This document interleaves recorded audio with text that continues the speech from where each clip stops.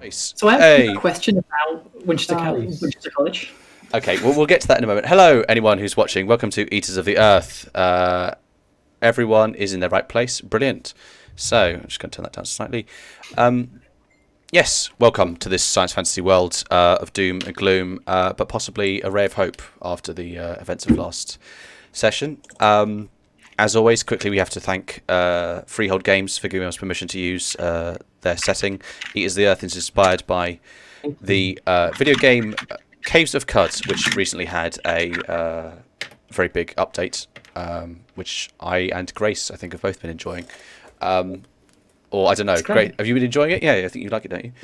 I managed to beat Red Rock for the first time, so, brilliant. you know, Grace. okay. Still a fledgling. Anyway, that's about it. I'm ready to do recaps. Anyone got any other notes or anything they want to say before we begin? Cool. All right. So let's begin. So last time we began with you discussing matters with the Oseth quorum that had been gathered. Ilek revealed to their dismay that he required of the Oseth people to help protect Behel against this approaching Thippian army in exchange for his magical cure to their terrible shale plague. Ultimately, slightly with your help, Setnet and his quorum agreed to the terms, and but in exchange, the Oseth people would be hopefully allowed to settle within the city of Behel and fed. And Setnet volunteered himself as the living Oseth who would be part of the performance of this ritual. As it began, dissidents amongst the Oseth planned to storm Ilek's tent and prevent the process for fear that it would corrupt or destroy or otherwise pervert Setnet and, by extension, the Oseth people who had already suffered enough. The strange, sleeping immortal people that we've come to know as sleepers began to wail as Ilek's spell siphoned energy from them, which incited these dissidents, but through a number of means, including Kimashet publicly besting the knight Basuk in a duel. The ritual was completed almost entirely undisturbed and saved at the last point by a great feat of psychic magic by Kirilia. And Setnet emerged and put a stop to the unrest. And we ended with Ilek being placed under direct guard and a strange transformation overcoming Setnet's body. Has anyone got any questions before we begin? Cool. I'm wondering why you didn't mention the poem. You said I bested him in a duel. Because when I was writing the recap, I figured that it would kind of just waste time to list all of the things that everyone did, but maybe just a highlight that was relevant to things that are going to happen in this session. But you've brought it up now, Harry. So why don't you tell everyone that you did a poem? If you want a detailed recap, we have a YouTube channel. Yeah, subscribe to our YouTube channel. leave us comments. I did a really good poem. Yes, Harry did do a good poem. That much is true. They need reminding. Yeah, everyone knows. Harry, you've been gratified, Harry. Can we begin now? Are we good? So, it is now truly nighttime. Ilek performed his ritual as the last dregs of colour drained from the sky, but now it is perfect black, punctuated by the stars and a half moon. Belts of chrome debris glitter in the dark as they swim through the stratosphere under milky moonlight. With only those celestial lights to illuminate the proceedings, Setnet gathers people around him. The Oseth who have just suffered the terrible sounds of this ritual come to him, touch him, confirm that he is real and healthy, and quietly celebrate his seemingly good health. Setnet's transformation, this blossoming of red under his armoured skin, has expanded already to cover his entire form, and previously noticeable in the transition, you would now have to be kind of specifically looking for it to notice the difference in this darkness, at least. Behind him, Ilek has emerged from his tent, and under Setnet's orders, two knights have placed themselves squarely beside him, and Ilek, kind of looking around, seems to pick up what's going on. Doesn't seem to have a problem with it. Just kind of like surrenders to it. It's late. You've all had very little food to eat, as has everyone here. Corelia, you are crashing hard. The effects of the leaves that Lola gave you to chew to abate your exhaustion, those effects are gone. And in their place now, just the great weight of exhaustion has come upon you, and it's kind of gnawing into your bones, and you kind of feel your eyes drooping. You're currently on 2 levels of exhaustion, which means that your speed is also halved. Is there anything particular anyone is doing in this moment? How much time has passed? Since the end of the last session, only a couple of minutes.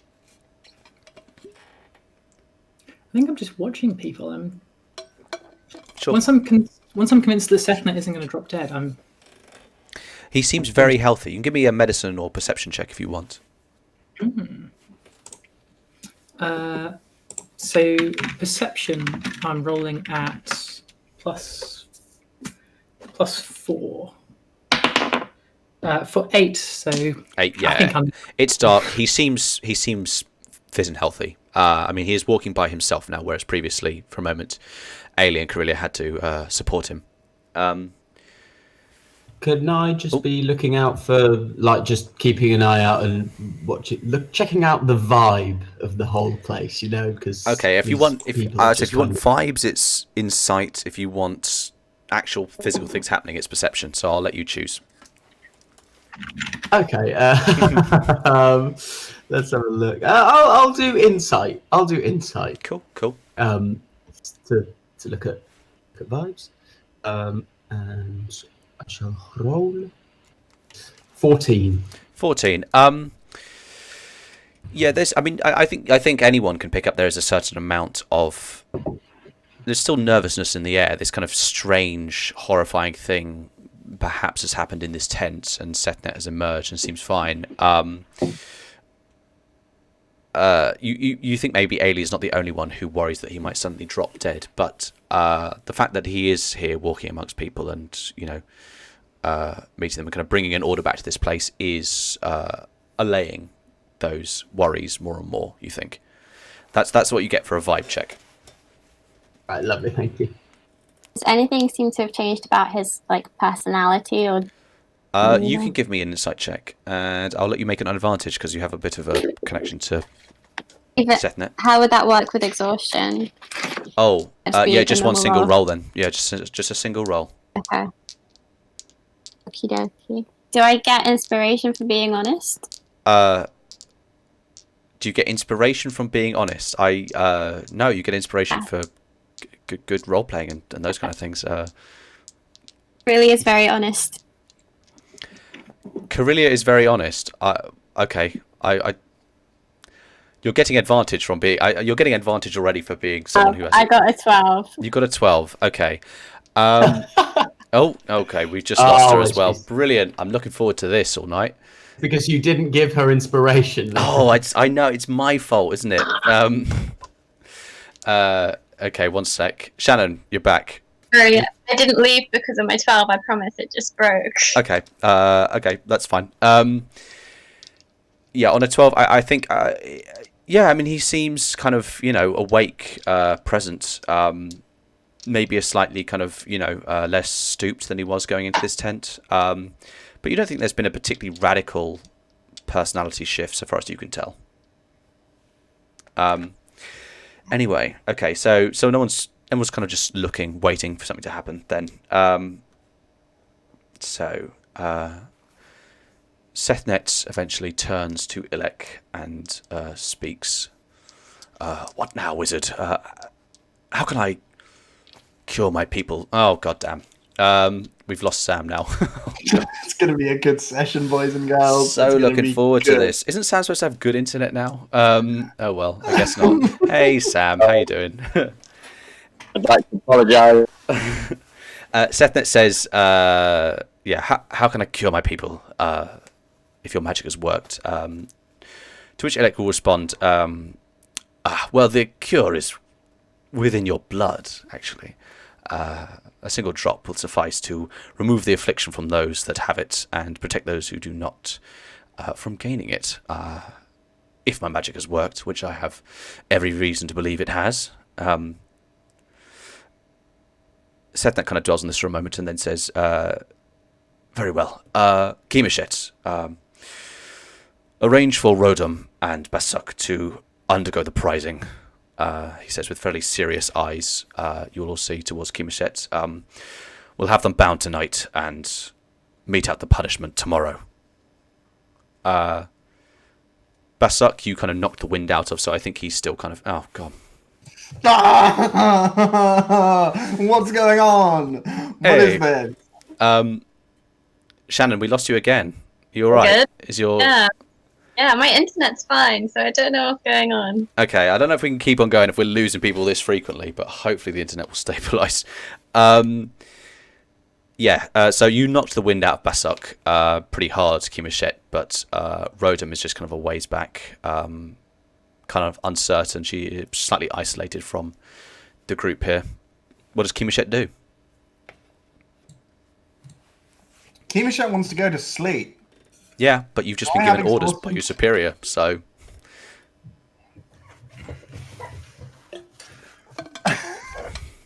Can I, can I do stuff, restfully?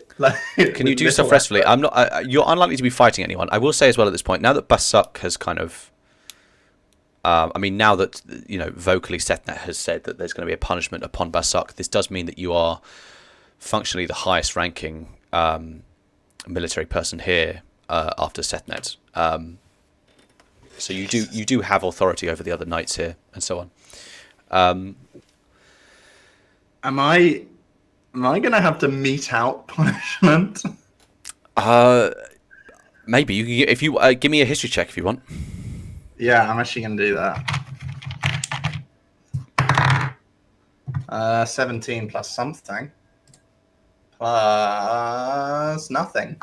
You think it's there's a distinct possibility that you yourself will have to do the deed of the prizing. God.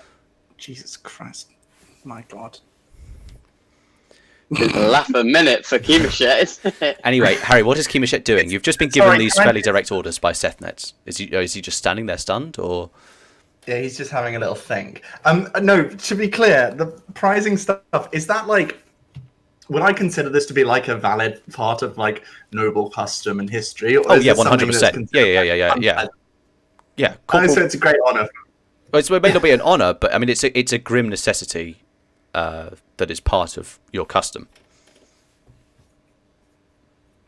All right. Yeah. No, he's fine. Okay. Remind me what the order was. You were told. You were told that to prepare the Rodum and Basuk are going to undergo the prizing, and that Setnet wants them bound tonight, and the punishment will be meted out tomorrow. So they're going to essentially spend the entire night with their hands tied around something. All right, I'm going to grab a couple of friendly-looking knights. Sure. I mean, they are deferring to you now in terms of authority. You've been recognised by Setnet. Setnet has kind of reasserted his authority over the people here. So they do not question whatever it is you told them to do. I mean, there's no hint of sedition or anything. You can give me an insight if you think that this defeat of Basuk has actually inspired an entire network of rebels. But 21. Yeah, you think that they are fully obeying orders at this point. Because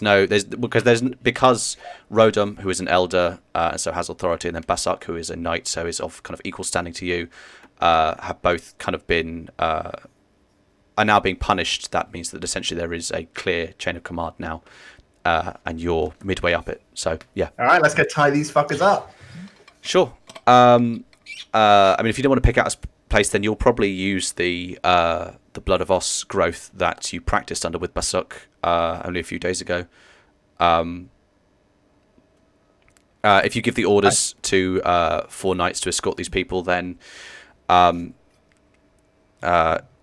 you may kind of catch a wheezing bellow of Basuk as he's dragged away, kind of saying, "I did this for you."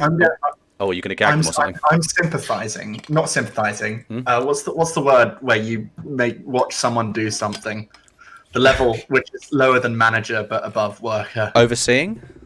Supervising. Supervising, not sympathising. I'm fucking supervising this. Sure, but that doesn't stop. I mean, Basok cries out to Sethnet, saying, "I did this for you," and kind of, throws in a few kind of cries to the public of, the wizard will only bring further ruin. You have doomed us, Kimoshet. These kind of things. You did this to yourself, Basok, you treacherous little toad. Sure. Okay. After you do this, Sethnet has Kimoshet, another knight named Hood, and Ilek kind of brought to him, and is going to kind of is preparing to move to the quarantined ward within Osiro. Is anyone doing anything? Are people going to sleep? You kind of have to tell me what you're doing on this night now. You're just going to rest. Yeah. I think I'm gonna rest by the hairy lizard and the camels. Okay, cool. You return to your nice, comfortable resting spot. Sure. You might recall at this point that there was. It does seem to be the plan that these are going to be eaten tomorrow. If that influences Bundle X's actions at all. When was that plan made? Well, the Oseth insisted that they were starving and that you were hoarding animals, and Ilek suggested that the concession might be made of letting them over to the people, which has yet to happen. So, assume it might happen soon. Don't lead us. Sorry. Sorry, what He did you say, doesn't lead Shannon? us. He doesn't decide what we do. Fuck Ilek. I mean, I'm not against giving them the animals, but I'm not going to do it because Ilek said so. Okay. Damn right. I mean, Barney's Revolution. Yeah, sure. I mean, if you wanna, get to work in the night, assassinating I'll your political defer to rivals. Barney on what we do with the animals. If Barney wants to give them the animals, we will. But if he doesn't, then we won't. Okay, sure. God, Grace, what's Ailey doing here? I don't think Ailey cares about the lizards. Sure. I mean, to be clear, I just want to say no one. Barnlex has not mentioned him recalling this fact to anyone else here. It's just that as you are resting amongst the animals that have grown used to you, it may be a thought that occurs to you. But anyway, sorry.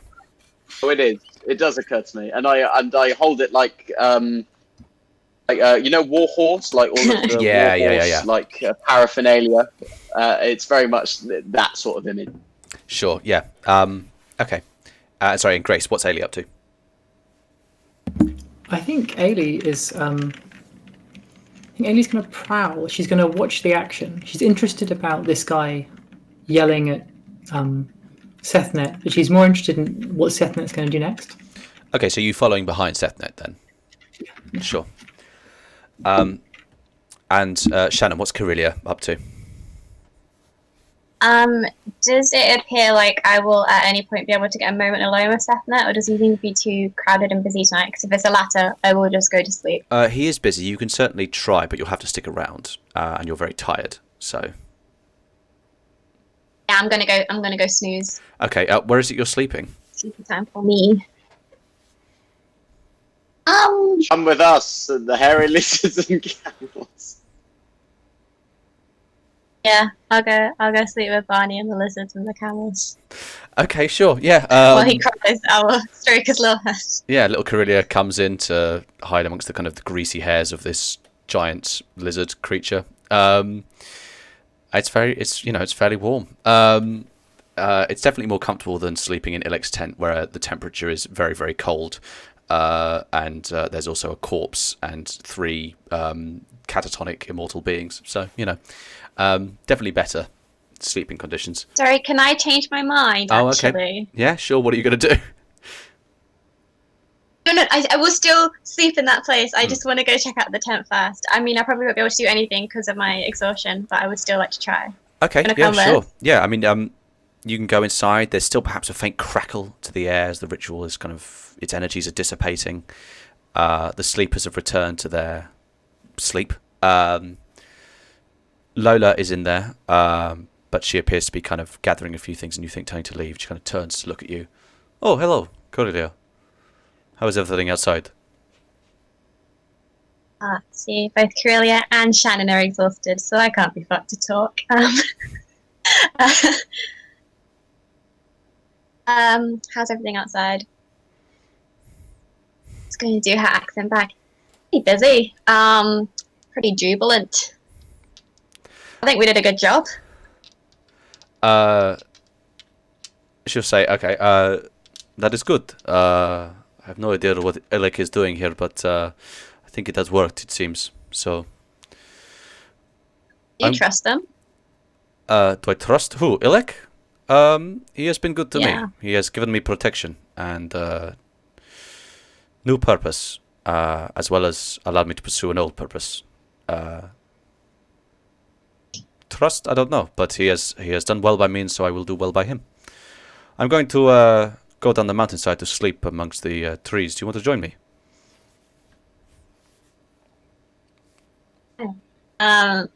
I thank her for her offer, but decline. Very well.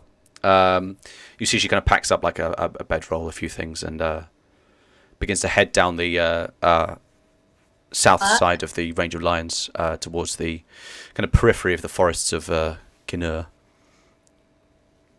Is that where Lox is from? Ginur? I should probably get the map up here, actually. Yo, if it is. Sorry,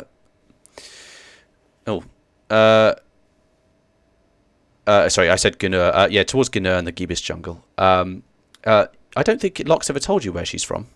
No, you just said lion.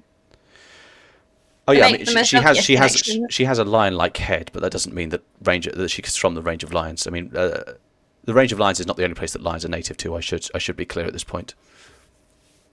Yeah, but her thing is her mysterious heritage, right? Who knows what Lux is? She sure don't. Yeah, I mean, I'm going to say that you've never discussed it with Lox, so you don't know. Okay. Anyway, the tent. I would like to do two things. Sure. Could I see if I can make any kind of connection with Bajine, Master of Masters, and Alaz, if I cannot, I also exactly what I said. Yes. Sure. Okay. You want to make a connection with him? See if I can. See if his presence is still in the room. I mean, if you just kind of stand out there in the night and try to focus on like the idea of him, nothing seems to happen. If I touch the ground, goes to the earth energy, focus. Okay. You should give me a psychic check on disadvantage because you're exhausted. Okay. Wait, on disadvantage. Oh, okay. Yeah, on disadvantage because you are very tired. How does disadvantage work with exhaustion? Is that triple dice? And then No. It is on disadvantage because you are exhausted. Oh, okay, I still got a good roll. I still got 19, baby. 19. Okay, sure.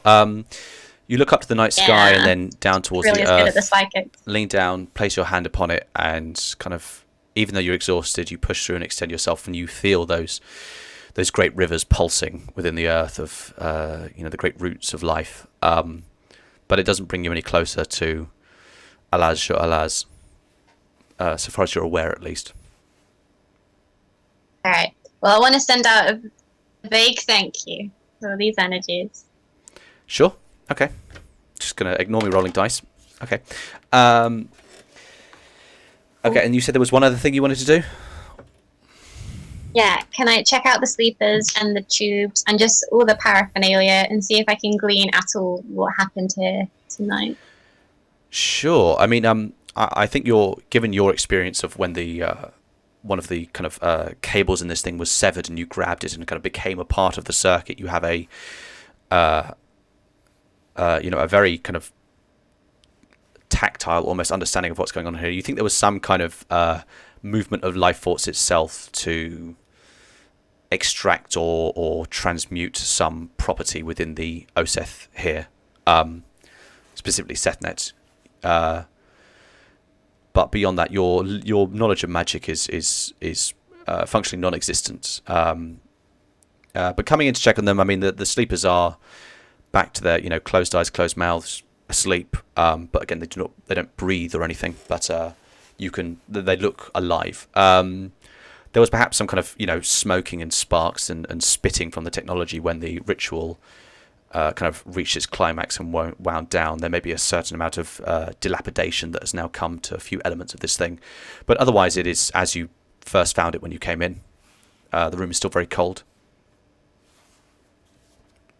Is it just the ritual you're preoccupied with, or there's other stuff in this room as well? I mean, as I said, all the kind of other curios got pushed to the periphery. There's, kind of a lot of boxes and oddities, and a very large satchel, and kind of massively large. A lot of other things in this place.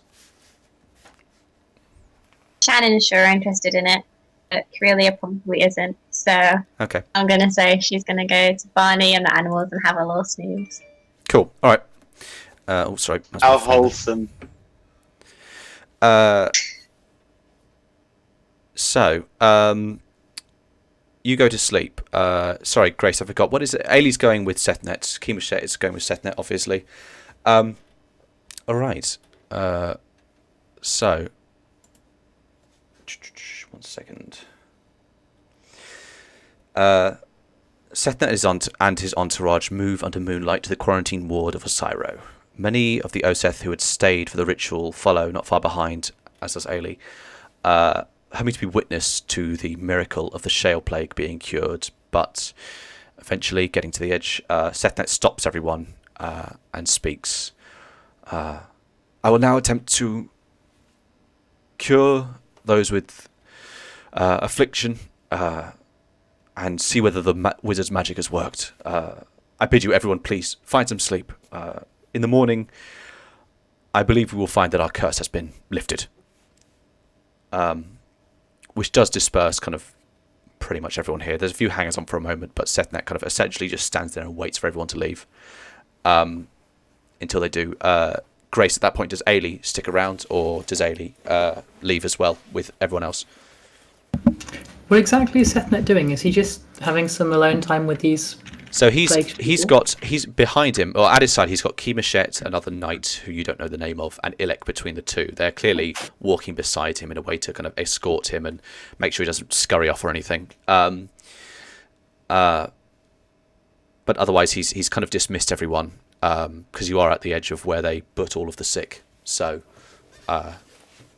if Ilek's spell hasn't worked, then if Ilek's spell hasn't worked, then there would be a kind of a risk to if these kind of droves of people came in. Not that they've prevented the shell plague from spreading in the community, but it would be worse. I think Ailey is interested in seeing. Yeah, I think actually if you're keeping an eye out, you will probably notice that Ilek is definitely keeping an eye on you. He's kind of looking across at you as the crowd disperses. You're probably a bit shorter than the average Oseth, but you've got a staff that marks you out in a crowd because that's taller than everyone generally. Well, it's a fairly long object, and you can hear it jangle and so on. I'm not sure how tall Ailey is. I think she might be like less than 5 feet tall. The Oseth are quite tall people. So, but yeah, when the crowd disperses, thins enough, you will notice that Ilek is there, perhaps giving you a slightly wry, jovial look, if anything. Really, he seems quite pleased with himself. Oh God, is he feeling like he's got his mojo up? Perhaps you can try to insight his mojo. You can give me a mojo check if you want. Can I do insight instead? Yeah. Same thing. Okay. Am I familiar enough with his mojo to have advantage?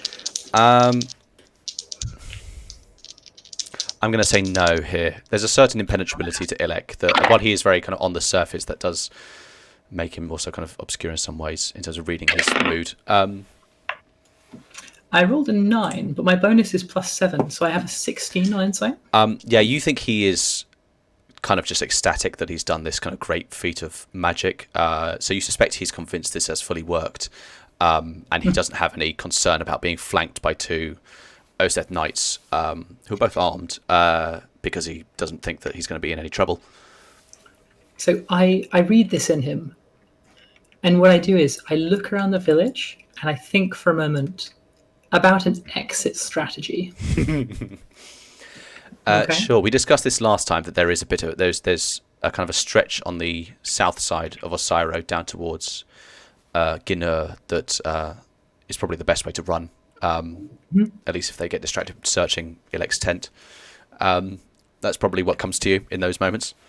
So I think about areas that are within the village that have foliage or are not well lit. There's not much Like foliage, but the entire Well, place just- is pretty much not well lit. They don't really have much tinder to light to burn. I think about the ways I could head in that direction unseen. Oh yeah, I mean, if you I hold my flint knife in my hand, ready to cut the side of a tent if need be. Sure. And then I go in to see what happens. Okay, so you stick around. Sethnet will kind of look to you to dismiss you. Actually, I'm gonna roll here. Yeah, Ilek's gonna say, as Sethnet kind of goes to gesture for you to leave as well, Ilek will speak up and go, the monk is something of a disciple of mine. I think it would be good for her to witness my magical workings. You can do me this concession, Sethnet. You can do what you like with me if my magic has not done what it promised.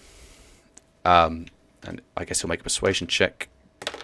And just Can I help him by looking maximally small and disciple-like? Yeah, I mean, you can do the kind of Shrek Puss in Boots thing of making your eyes very big and cute. Although I think, given that you're kind of fairly lanky and lithe, it probably looks more terrifying than anything if your eyes just suddenly become big black discs as your pupils enlarge. But yeah, I think the stare is still very penetrating. Yeah, Sethnet appears kind of begrudgingly, goes, well, very well, you can, yes, although you, of course, bear the risk of disease if the wizard has not worked his magic. Ailey says, I have fought that beast and lived. So, Sethnet, with the rest of you, with Kimashek, with Ailey, with Ilek, with this other knighthood, enters one of these abodes in this quarantined area. Inside, the sickly sweet smell of disease hangs in the air, heavy enough to almost taste on the tongue. On the floor, you can see there are 5 figures lying still. Blood and plasma seeping from their raw flesh, exposed from the rigours of the Shale Plague, has stuck their filthy white cloth to the bodies of these Oseth, who you can hear kind of in the dark wheeze with painful breath. You come in, you smell this scene before your eyes adjust and you see it.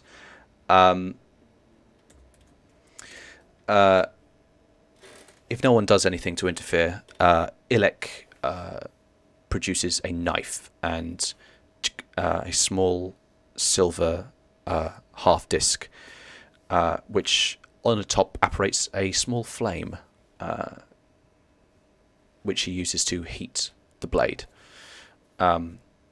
Then, under Ilek's direction, Sethnet kneels down and cuts his finger at a soft part, and peeling away the stinking, sticky cloth covering the affected Oseth, lets a drop of blood run down the tip of his finger and fall onto the diseased flesh.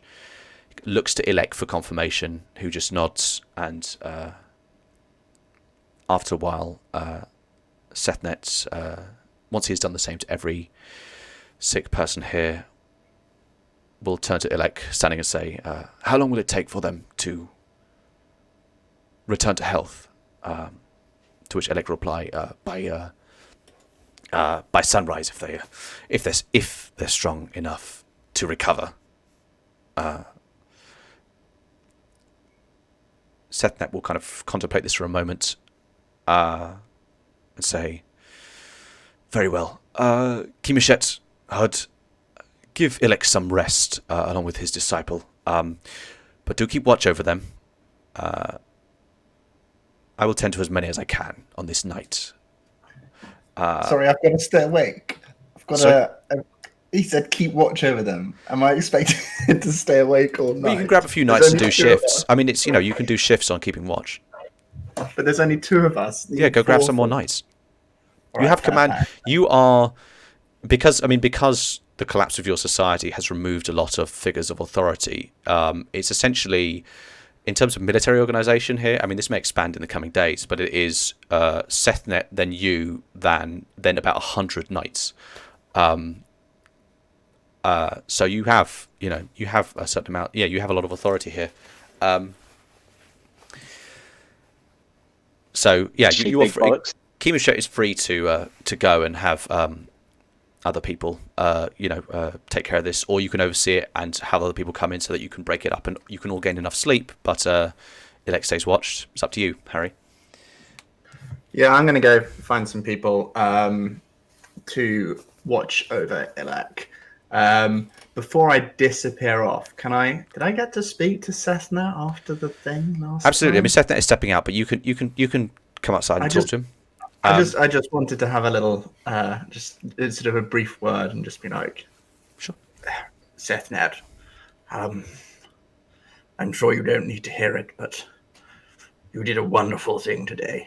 Thank you very much. Everyone will something. I can't think what else I'm going to say. That's it. We'll end with thank you. I did what any decent Oseth would have done. You volunteered yourself, Kemushet, and as I saw, you defended my honor and my respect while I was preoccupied. So you have my thanks as well. He's going to briefly kind of look up.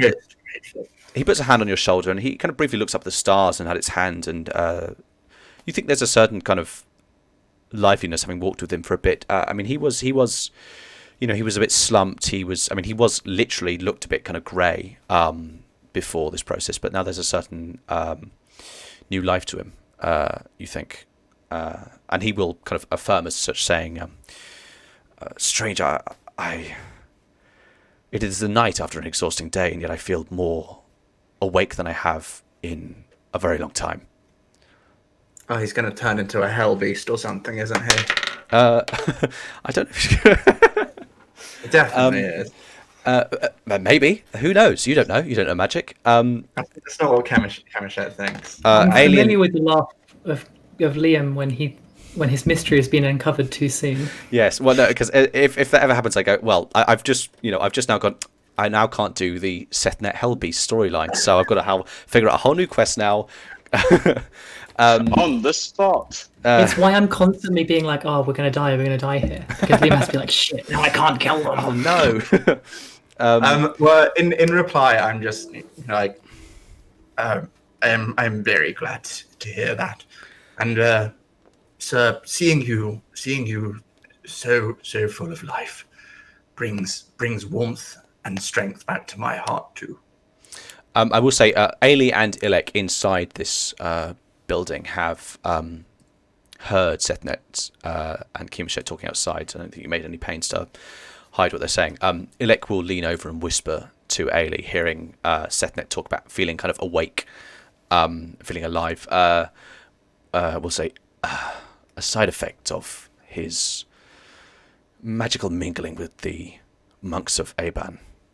He might live to be 100 years now. You gave him a taste of their... It's not power, but their blessing. Merely rejuvenation. Good health.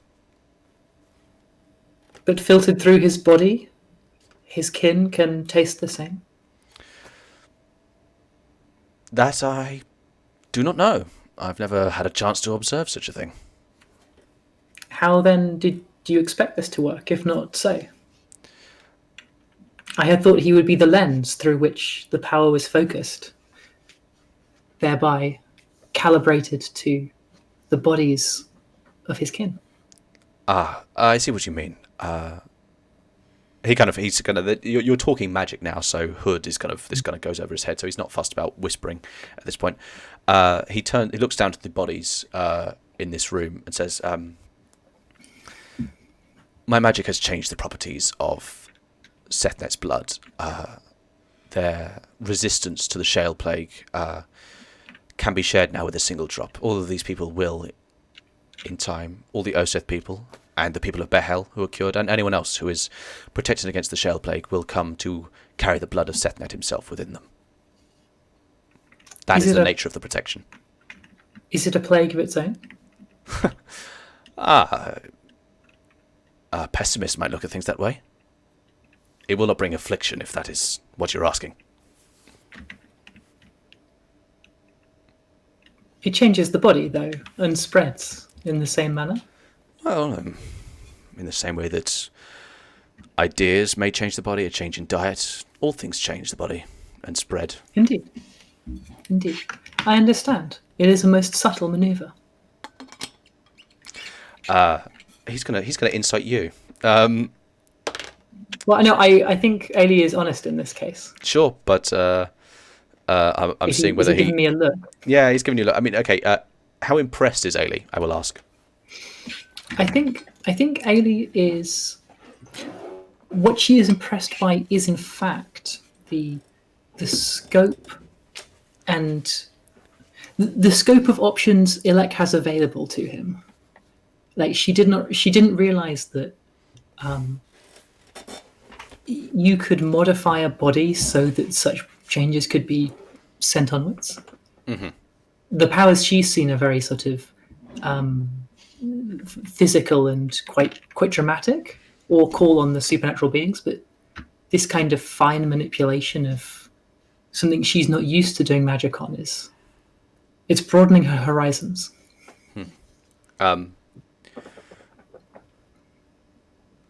Okay. He didn't get too well on his insights. But he will say, perhaps you're excited to return to learning a bit of the magic of Alakfazi sometime soon, Ailey. And Ailey smiles and she says, all I see makes me desire more. That is good. That is, it's good for a wizard to be arrogant in a certain sense. Anyway, I think we're going to our rest now. It kind of turns to Kemashet coming back into the place. Harry, what does Kemashet do? Where do you take these two?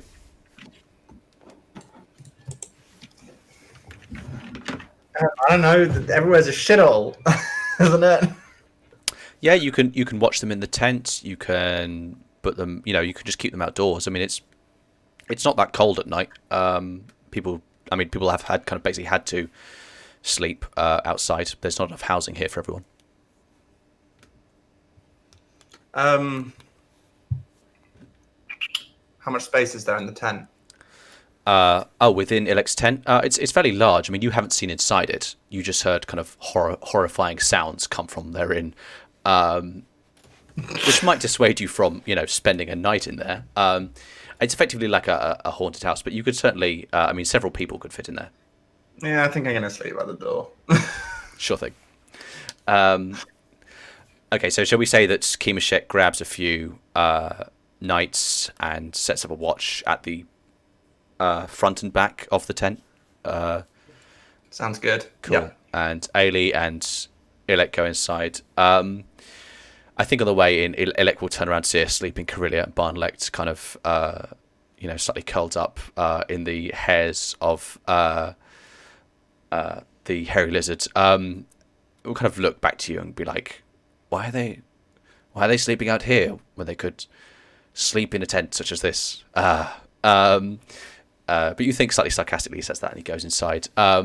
He will pick up this orb that has been emitting this blue mist that keeps the place at a kind of a cool temperature and turn it. And the place does slowly begin to return to a more comfortable temperature. Lola's gone when you get back. I assume at this point Ailey and Ilek go to sleep. Ilek will kind of briefly take a while to kind of partly disassemble his magic circle, move some elements away, basically at one point just fully pulls out all of these wires that kind of gouge into the skin of the eaters. The holes that would be left by them just kind of instantly seal up and close with no scar. So you both go to sleep. Harry, do you want to give me 3 perception checks? Actually, no, sorry. Give me 3 sets of 2 perception checks as your knights are keeping watch. What's up? I actually Grace? have a question. Yeah, sure. Quantum Query resembles divination spells from regular D&D. Yep. I can't see any clause in it about becoming less accurate as it's used more than once.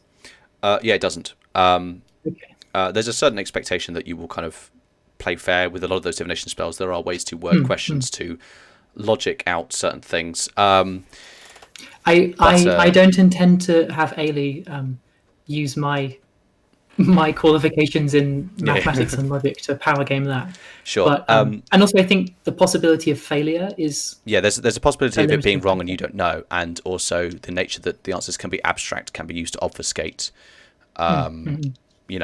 questions like what is my name, to figure out if it's telling the truth or not. I was asking because there's no fact of the spell itself that means I wouldn't say want to use it again now. Oh no, you can't. You can only use it once a day. I believe that is in the rule text.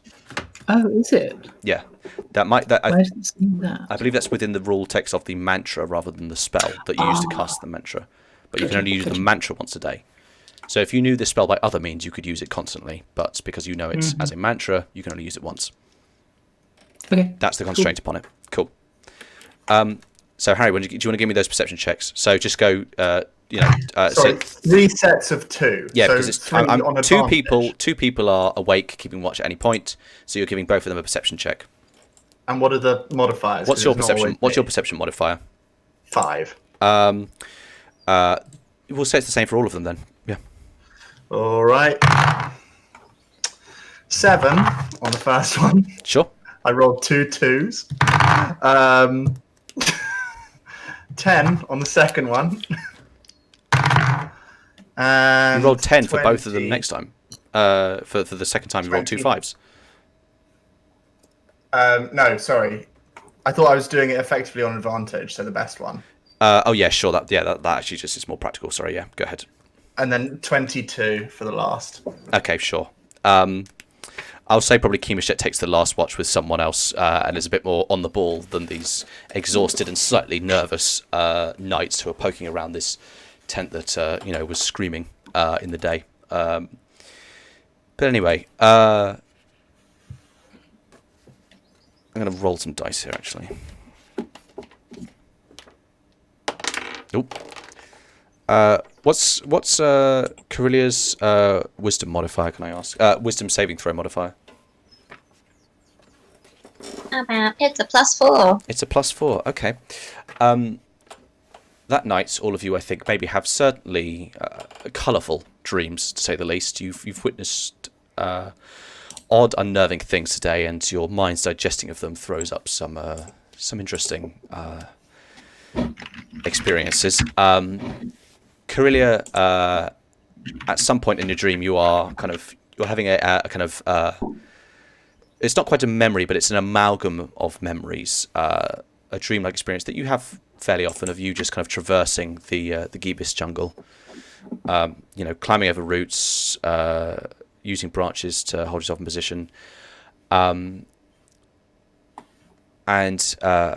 eventually at some point in the kind of the gnarled, winding jungle path you traverse, you see ahead of you a dog of stone, but with no head. At the neck it ends flat, and above a perfect sphere of gold. I'm assuming you approach this entity.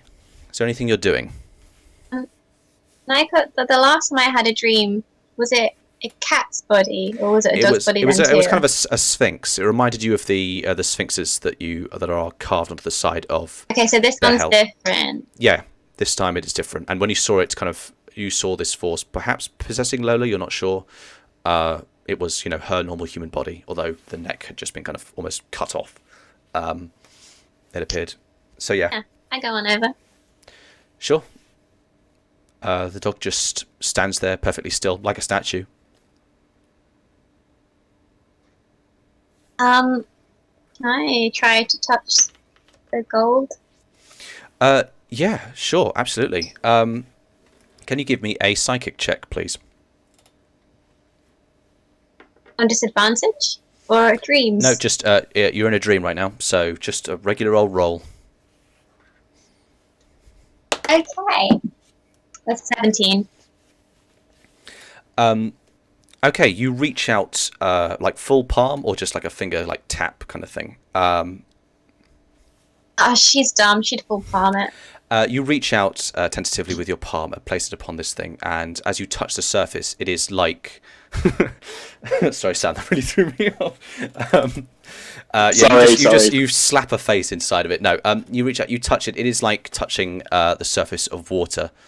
It distorts your touch, but as you go, it's not just like water. As you pull your hand away, there is a thin sheen of gold upon it. And although you're not really having tactile sensations in the dream, you get the sense that it is almost corrosive. Oh no. This is not something that you want to be kind of touching. This is like you reach down and maybe put your hand on the surface of a pool of acid. Without a hand. No, but kind of within the dream, you react without panic and just reach out and kind of almost scrape it away on a tree or something, rub against your hand, and as you look back, the gold is gone. Did I goof it? You are still within the dream before this stone dog with a golden sphere head. Okay. Then I want to call out and say, thank you for the guidance you gave me. I think we did a lot of good. Okay.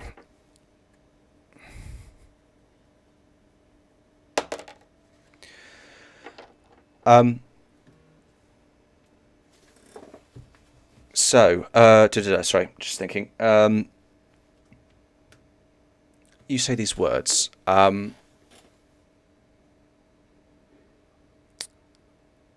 keep rolling really badly. Yeah, okay, fine. You say these words, and there's a moment of just kind of pause. Nothing happens. This dog body, which appears to be made of stone, may as well be a statue. It is perfectly stock still, as is the orb of gold. Once you kind of took your hand away, it rippled for a moment and became perfectly smooth again. You say these words, as I say, there is a pause, and then there comes a kind of a rising impression from the surface of the sphere. At the side, you see kind of a few peaks and shapes begin to kind of almost push out under the surface. It's like if it was water, the water tension is not breaking, but something underneath is trying to rise through. And you see the kind of the lump of a brow, the point of a chin, the ridge of a nose, kind of pushing gently out of this thing. And then it kind of, the gold kind of settles within it to give it definition. This kind of fairly severe, aged head kind of comes out. And its eyes, you see, kind of rendered in, as I say, kind of perfectly smooth gold, but you can see the kind of the rising lump of the pupils kind of turn over to look to you. It regards you for a moment, and you feel something like how you kind of walked through this twisted jungle, grabbing branches and traversing gnarled roots. You feel something begin to crawl like that into your head. Something finds purchase upon the branches of your memories and brings its feet over the gnarled roots of your psyche and observes therein. This face kind of just regards you for that time, and then says in a voice that just speaks within your head. The lips do not move, but they speak to you in a voice that you know is not the voice of Alaj or Alaz you heard before. That says, No. "It would be unwise to return here in your dreams, where an Esper is least guarded." And then that face just kind of sinks into the orb of gold, and the surface ripples for a moment and becomes perfect. and then you just like your perspective stretches, and you are kind of just pulled back through the jungle into another dream, and perhaps the memory of it just fades just as quickly as you go into a new one. Anyway. Okay. You all awake the next day. That's pretty fucked. More than one gold-headed boy, and like. So yeah, you wake up. Carilia and Barney, you kind of get up and stretch. You know, you kind of feel your joints pop a bit, having been curled up in the folds of this lizard's hair, and stand up. You know, you get some of the lizard grease off of you. You wake to a rising sun, and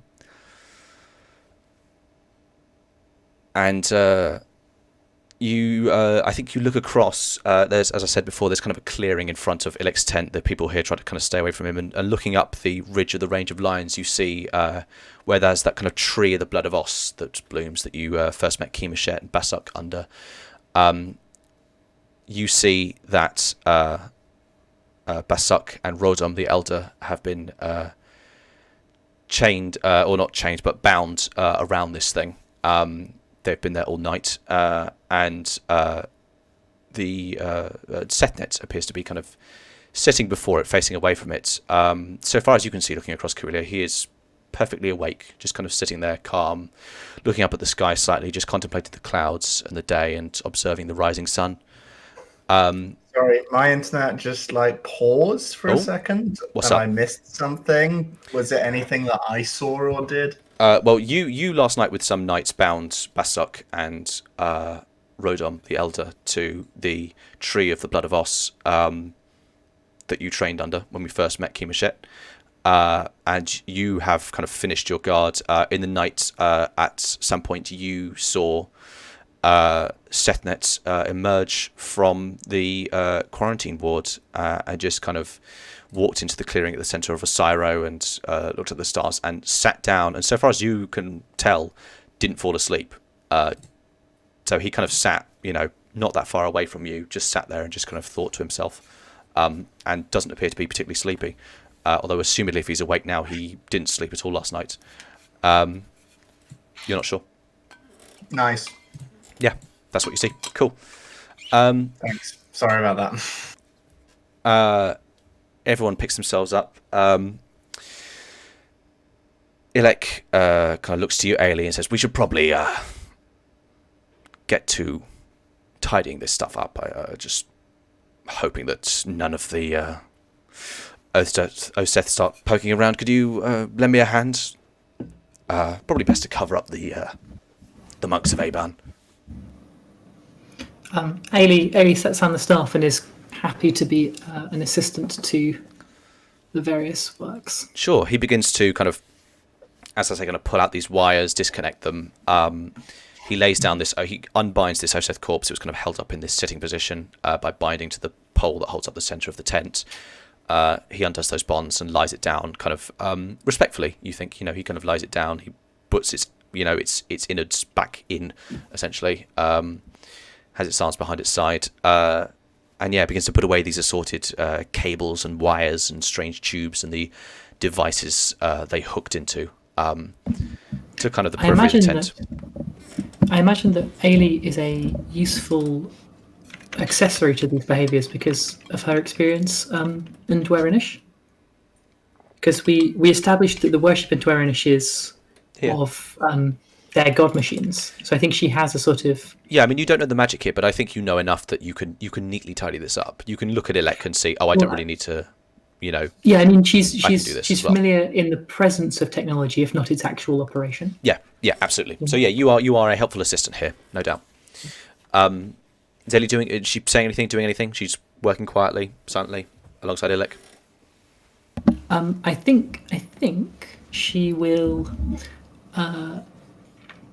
she'll present herself as desiring to know in order to more easily...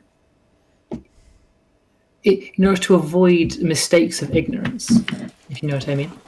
learning Sure. names, learning functions, learning what needs care and how to be handled and how to be stored. I mean, Ilek is working silently, but you can observe him, and you basically see that he does have a lot of kind of corresponding, boxes that correspond to objects, kind of sacks and satchels and those kind of things that correspond to stuff that does, like cabling.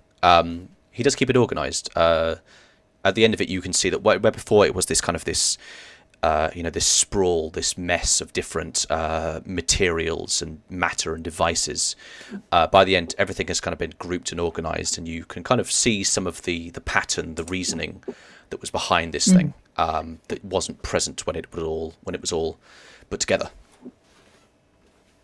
Interesting. Okay. But just as much also makes you aware of your ignorance on this subject as well. Anyway.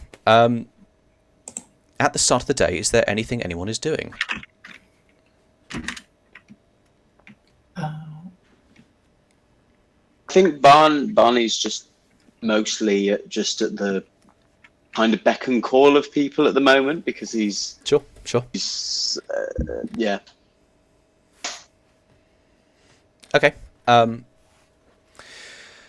Anyone else doing anything, or are you just kind of letting the day carry you, as it were?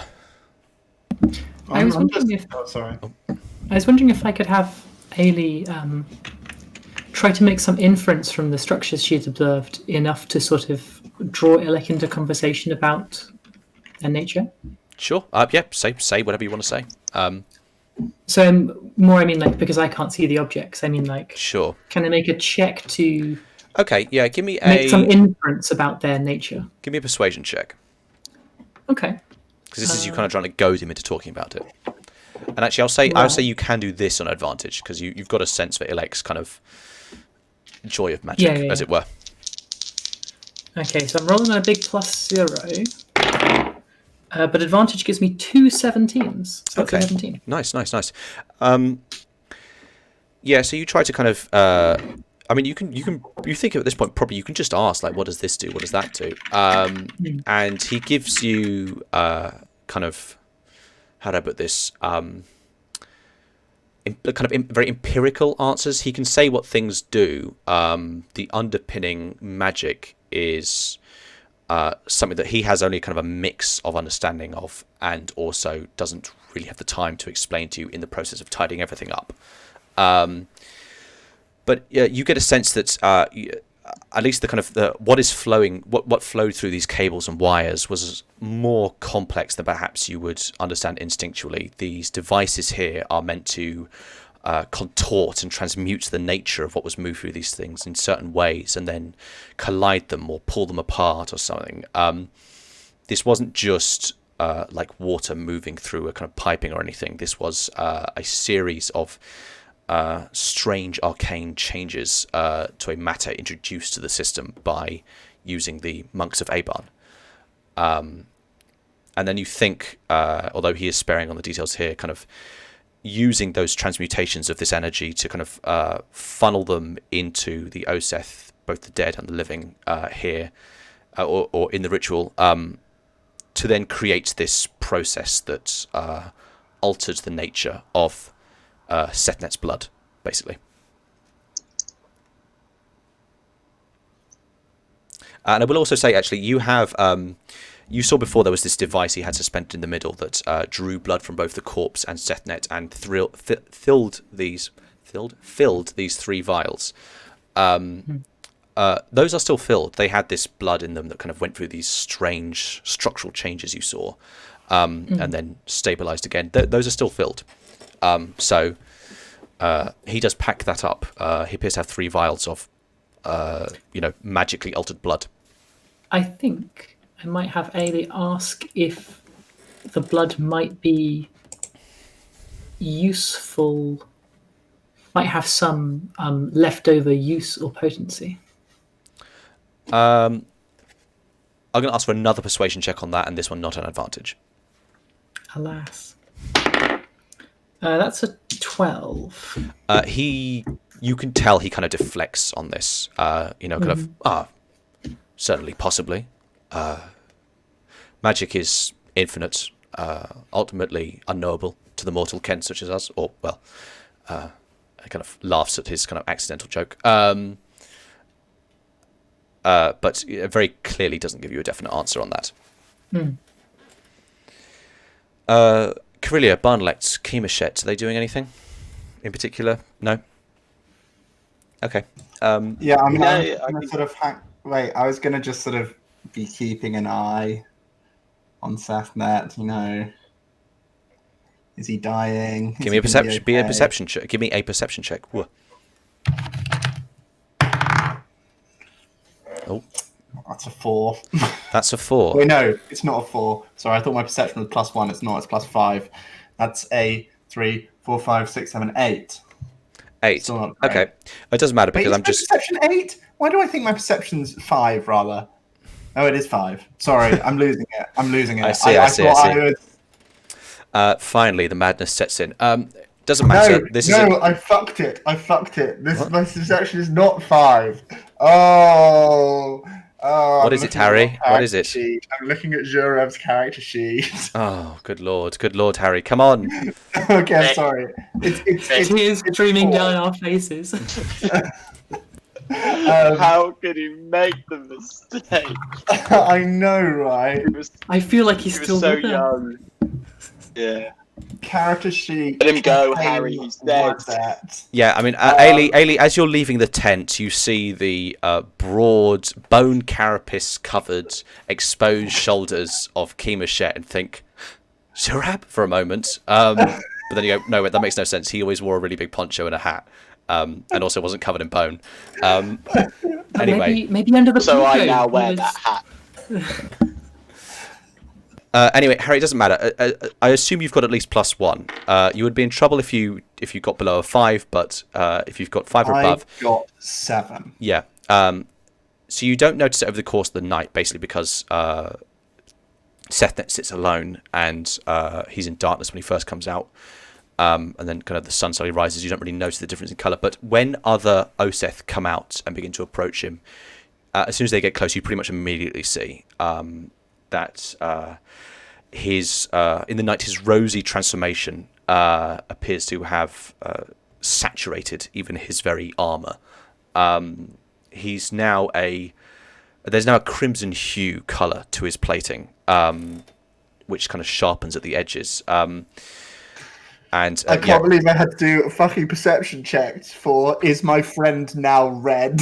So to be clear, he's not red. It's kind of I mean, you can tell that the plates themselves are, you know, kind of this white, but something is giving them a kind of a red tint within them. You can kind of tell you get a hint of the kind of the biology going on here. But yeah, as soon as people approach him, they themselves notice that he has undergone some process, and he kind of stands up as people begin to gather.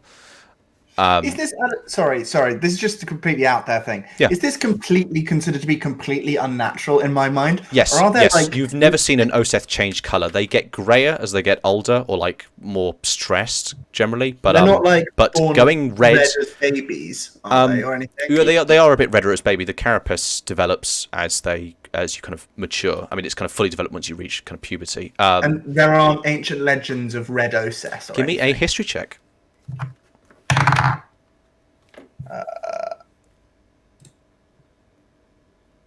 17. 17. You do not recall any particular legends. There's some of kind of Oseth who are referred to figuratively as red for certain involvement in blood letting, that kind of thing. If they fought a war or something that was particularly brutal, they may be called the Red or something like that. But people literally red. There's some amount of mythology, but in terms of the history of your people, no, you don't recall any actual Oseth ever being red coloured. Very interesting. Actually, no. I'm going to say that's unfair because I'm only giving you a historical understanding, which is kind of has a kind of atheist bent to it. You can't think of any instances of recent history of an Oseth being red, but you will be aware that there is a red plated Oseth deity. you know that Yalmok is one of the kind of so the Oseth we haven't really got into this that much yet, but Oseth deities are kind of have a certain shamanistic bent in that they are kind of part Oseth and part insect, and your eyes are narrowing. I don't know what that means, but you know that Yalmok the dragonfly. I'm just trying to think about how, like, anatomically, how that works. Do they have insect features? No, it's kind of they're depicted as the two things alongside each other. It's kind of in the way that you know the Christian God exists in three. Jesus, God, and the Holy Spirit. They exist as both the insect and the Oseth form. But you know that Yalmok has is depicted as just these pure bright red plates, and a dragonfly of brilliant red as well. And Yalmok kind of represents kind of expeditious attitude. My door's being knocked on once. Oh, Harry's got to leave us for a second. Yalmok drifts off into remembering Oseth mythology. Anyway, sorry. Everything else. So Corellia's just getting up. Barnlect's kind of seeing what happens. Milling about. Yeah, milling about. Sorry, I'm back. Sure. I did take in the Oseth history. Yeah, sorry. So Yalmok kind of represents like being pioneering, being adventurous, but also in a certain sense being kind of like domineering, being imperialist. Kind of expansion of like power and control, those kind of things. Although you don't know that anyone here would necessarily be making a religious inference between the kind of the visual changes to Sethnet and this historical lore, but they certainly might. Yalmok is not one of the primary deities of the Sethnet, of the Oseth. So, anyway, yeah, that's what you observe now that you see them come close, and certainly the crowds around kind of, they don't have an aversion to Sethnet, but they stay back there as he kind of stands up as these kind of people begin to wake up and gather. People have a maybe something close to reverence for him. In the night, and I'm not going to narrate a whole speech at this point, but he kind of talks to the assembled people here, and the part that is most significant to all of you confirms that the cure has worked. At some point, oh God, Sam, you're right. At some point, we have a few of the young people afflicted with the shale plague come out. You see that these people aren't too damaged with it. Some of them only have kind of, a plate on their forearm has crumbled away, and only that stretch of their body is kind of flayed. But even now you can see, particularly you, Ailey, compared to last night, the skin is, where before it was just kind of, seemed irreparably raw and kind of horrible. Now it is beginning to cure, and some level of health is returning to it. And the fact that these people can get up and walk around seems to confirm that the cure has worked. Is there any response to that from any of the people here? Could I do like a medicine check on these people? You would have to go through a crowd and go up to them because they are kind of beside Sethnet, but you can try if you want. Yeah, let's be the crowd. Okay. Sethnet will kind of see you moving through at one point, and as you're getting closer, and will say, please, everyone, give path for Corellia. Once a stranger amongst us who was generous to give us aid in a time of need, but she has carried us enough of the way, and now we can begin to finally truly become masters of our own fate. And you can kind of come up beside him, or well, not beside him, but you can come up to him if you want to. Kind of at this point, try to psychically check these people who have come out as displays of being cured. You can give me a psychic check, or actually, I'll say medicine. Am I doing this from like? Can I touch them? Because I get advantage when I touch. Yeah, I mean, I'm going to say you have enough of a place in the community here that you can reach up and just kind of, without it being too weird, reach up and like touch them, hold their hand as a sign of solidarity or so on. Yeah, sure. Am I one level of exhaustion now. You are on one level of exhaustion, so you're still making skill checks on disadvantage. Okay. Yeah. Oh, still at 20. I'm sorry. Still 20. Okay, nice. I know you don't like it when we roll high. No, I love it. I love when all my plans don't work. Yes, you touch them and you feel. I mean, you felt the touch of the shell plague on people before. You took it out of Ailey when it was only just beginning to find purchase in her. It is gone. It is wholly absent from these people. The shale plague, which you can see they have suffered from, is gone from their system entirely. I think what I really want to check specifically is I think Corellia would have an idea of like good and bad healing. Am I getting any negative vibes? Like, do I sense there's something? You got a 20, right? I'm going to say touching them, the vibes are good. Good vibes just all around, really. Chill vibes around. Yeah, you touch them and you gain that medicinal knowledge, but also you think of like, sunny beaches and palm trees and pina coladas and just like a very chilled out, positive vibe. That's what you get from Okay. lo-fi hip hop beats. Just nothing but good vibes. In a medical sense. Okay. In that case, I'd like to give a little psychic message to my boy, my man, my guy, my love, my Seth heart. Nets. Okay. And I want to say, I want to say, you really did it. You've cured your people. Okay. Have you ever telepathically messaged him before? No. Okay. He doesn't say anything telepathically to you, but he does give you a look of kind of, warmth and thanks for a moment. Anyway.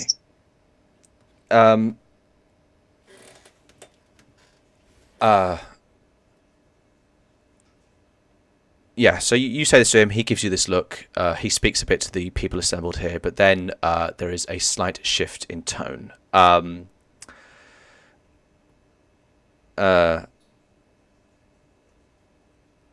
He'll say, however, it is not only good tidings that come this morning. While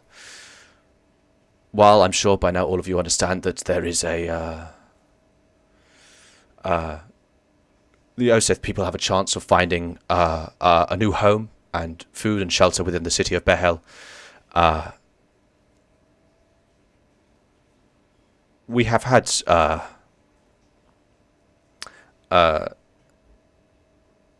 unfortunate circumstance of some of us attempting to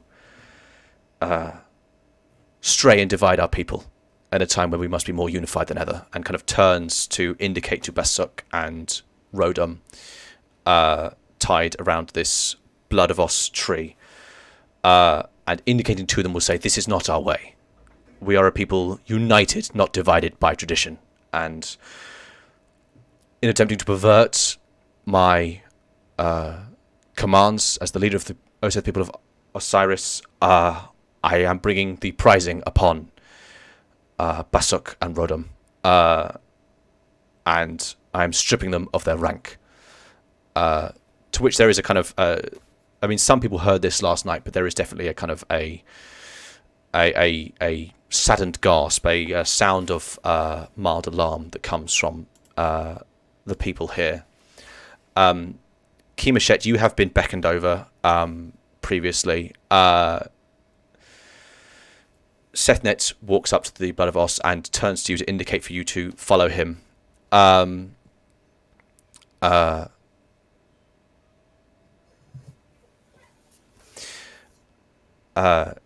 Speaking to Basuk and Rodum, who have only just begun to wake up with the sunrise, begin to kind of regard the immediacy of their position. Sethnet says to them,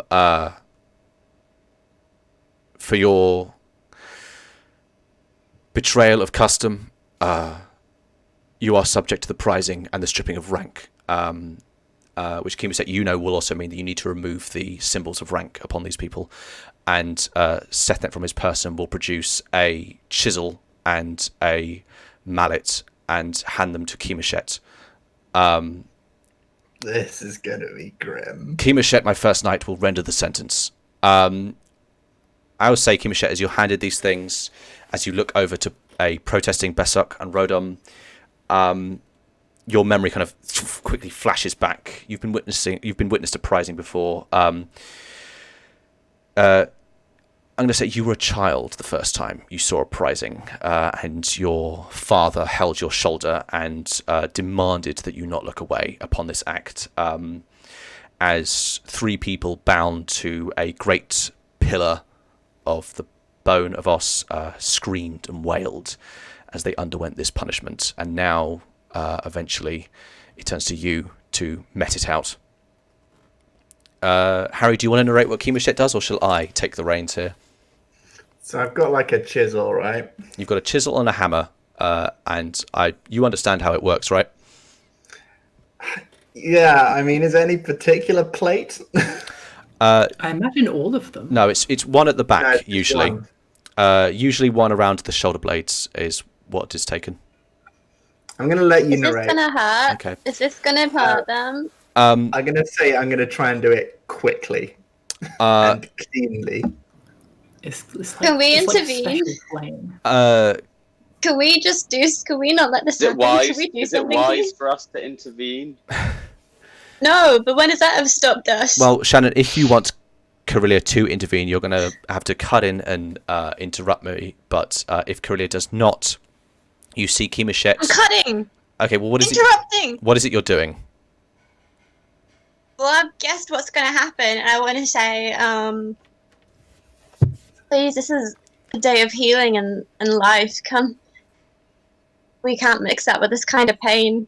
Okay, can you give me an intimidate check to try to shout over a crowd of people who are making noises around you? If you, I mean, this is Okay. Carillia's going to have to bellow here because you're shouting up a mountainside.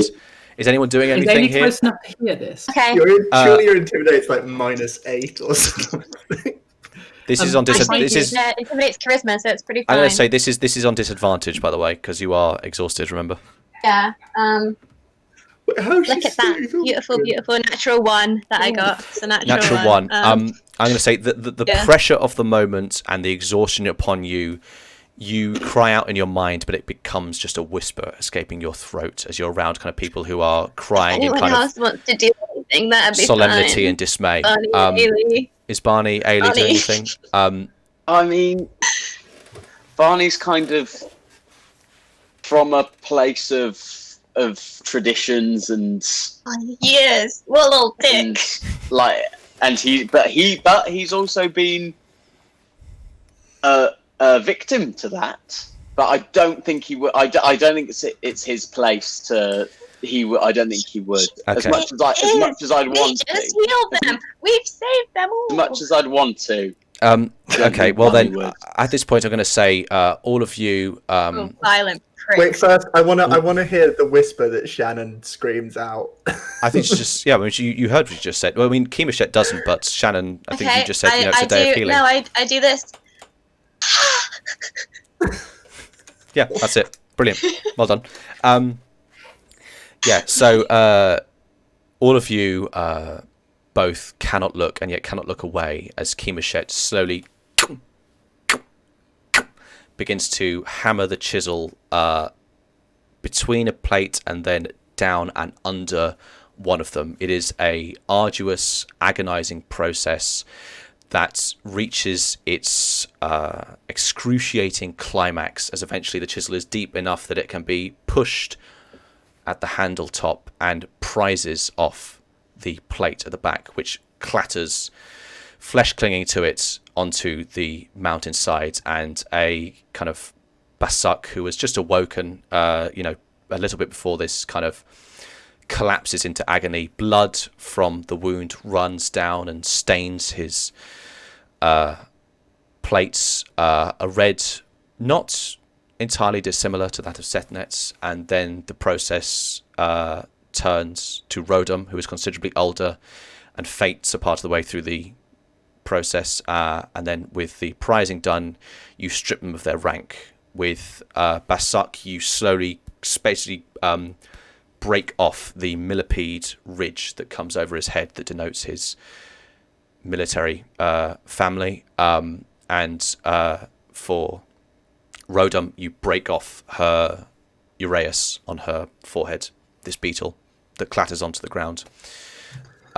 Jesus fucking Christ, I do not feel good about this. I think at that time we're going to go to break. Really cheery moment to go to break on. We'll be back in about 10 minutes. Everyone watching, please stick around. The terrible things vomit. will continue. See you in a moment. Bye.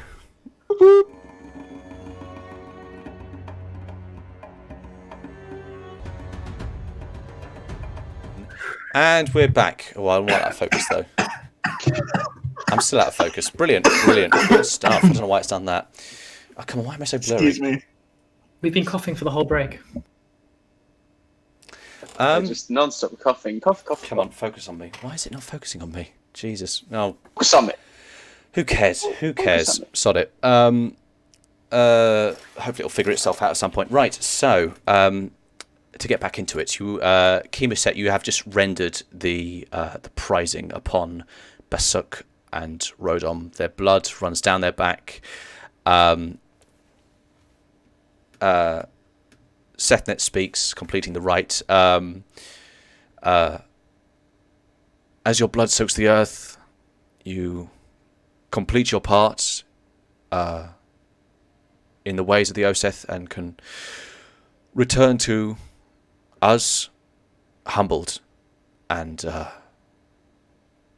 have the chance to... Oh, great. God damn, we just lost Sam. Can't say I'm looking forward to more of this. Farewell, Sam. It was pretty stable earlier. It was. Oh, hello. Hello. Hey, Sam, there you're back. Brilliant. I'm still blurry. This is all going so well. Anyway, whatever. Sethnet says some bollocks about, coming back into the fold. And the bonds of Basuk and Rodom. I've got to say, it does take the wind out of your sails having got someone drop out of the call in the middle of saying something. I'm sorry. No, don't apologise. It's internet connection. It's not your fault. Anyway, let me just try changing the lighting. Yeah, that's what's up. There's a brief moment of kind of, well, not a brief moment. There's perhaps a few hours of downtime here. Is anyone doing anything?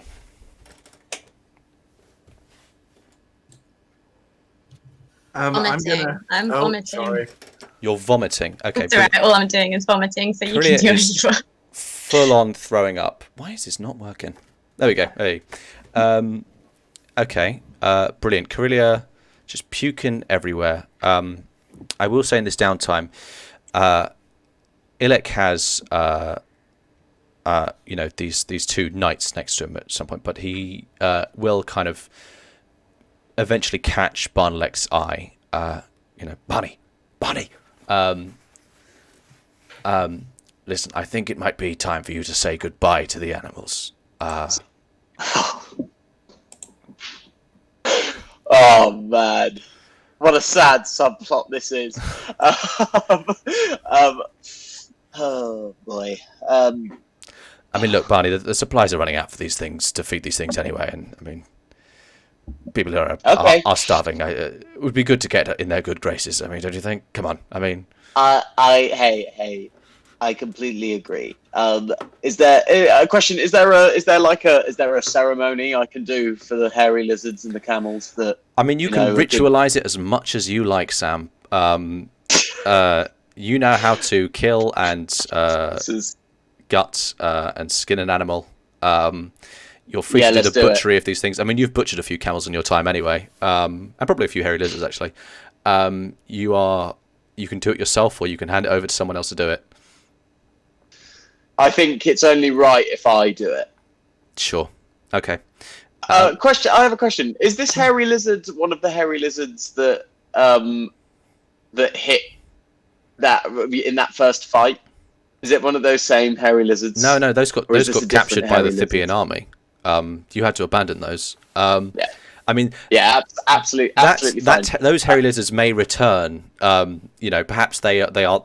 We can smash cut to a scene of a cell, and we see kind of a battered and bruised and lashed Lox is kind of thrown in against it, and then look over, and then there's two hairy lizards who are similarly beaten and kind of smoking cigarettes together, and ham onto Lox, and then we smash cut back to this. Excellent. I look forward to that. Okay, no, so I don't have that emotional attachment to them. So yeah, I'll do it myself.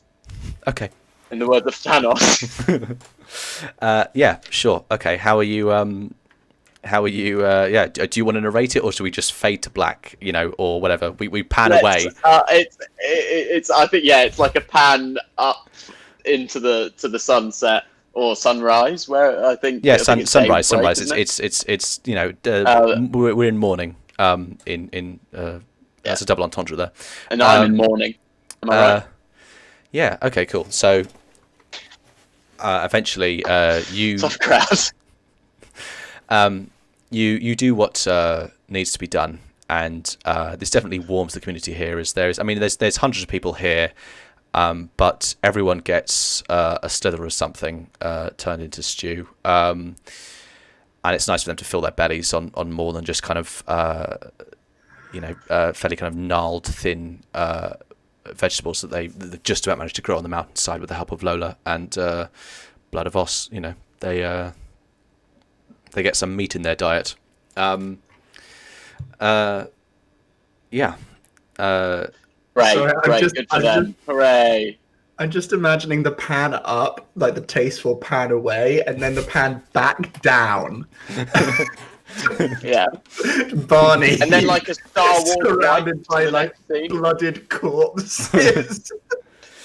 I'm also very sad that my only storyline in this has come to a very sad conclusion. A very sad conclusion. If this is the thing that leads you to lose your innocence and naivety after Jurab's death didn't, I'm going to be fucking furious. Oh no, the lizards died. Yeah, I mean, perhaps no, he's fine. He's perhaps there's a moment where you look down at this lizard that you formed a bit of a bond with, looking up, and you think, oh, it looks like Zurab. But no. I put the hat. You put the hat on the lizard. You cover its eyes. No. Okay. So can I ask how sad is Barney? I don't want to I think it's one of those. It's one. He's not emotionally scarred by the experience. No, he watched his not close friend, but he was much more sad about Jurab's death than he is about the hairy lizard and the camels. But he's killed animals before, and he will likely kill them again. Yeah, so I mean, you have that off switch in your head where you can turn off the empathy for these for animals that you've just had to develop as a kid. You'd always rather not. Yeah, absolutely. Okay. I will say, what's your perception modifier?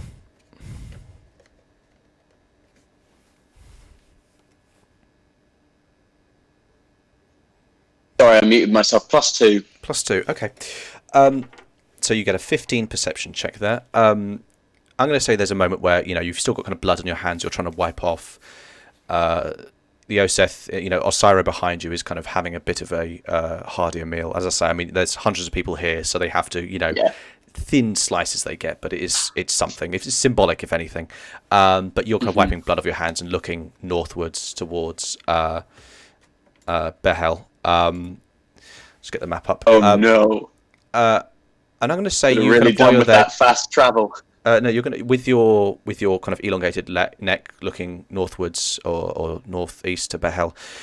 You think you see a small group moving southwards on the road that goes from Behel in the direction of Osiro, the one that Karilia and Lola and Ailey travelled on previously when you kind of first met. Being around here on the tip of the range of lines, you've got a bit of a vantage point. You've seen, a few patrol Behel guards on that road for the past few days anyway, but they've given this place a lot of wide berth. But this one you think slightly larger and moving southwards with purpose. Does it look like they've come from Behel? Yeah, you can. It is a road that goes into Behel, and they are coming. You think they have come out of it and are heading towards either Osiro or just go past and go to Ginur southwards. Okay, I will let the party know. Sure. Okay. You eventually go up to people. People are sitting around eating. So, sorry, now to get to it, is there anything anyone is doing in the couple of hours of downtime you have now? I've been slaughtering beasts. Yeah, you've done your bit. But is there anything anyone else is doing? I'm gonna go and check that people are really cured. I'm a little unbelieving still that the great curse has been lifted literally overnight. So I'm gonna go and do that. I assume it's confirmed to me. Yeah. How are you checking? I'm visiting people who I knew were sick. Sure, absolutely. I mean, you walk into this place. A lot of people are still resting in the quarantine ward of Osiro. I mean, you think that kind of going amongst here, there's still a lot of people there. Sethnet may have got out specifically the ones who, they seem fairly young, the ones who got out, the ones who kind of had enough fitness and health to them that they kind of recovered quickly. But going into spaces, you think being here last night, you can hear a distinct difference in the breathing. When it was pained last night, now it is kind of increasingly, calm, as it were.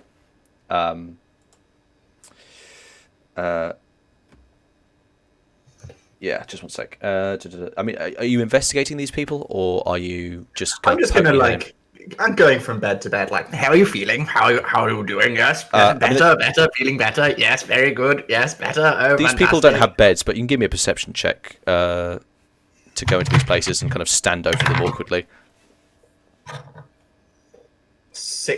18. 18. Yeah. You going through this community, I mean, you've had to live next to this place for a while now. You think there is a marked difference in health here that seems, overall definitely positive. As I said, settled breathing. Those of the ones that you see who have been afflicted by the shell plague and their carapace has kind of crumbled. You think the crumbling appears to have stopped with some of them. Or kind of with all those that you can see. I mean, where the plague has done its work is never going to be healed. There is, parts of these people's bodies that is, flayed essentially. If you lose your carapace, you can't regain it. But how awful! Who would do that to a person? But you think that the rest of the body of these people and their lives have been saved. What did you get for your perception check? Sorry. 18.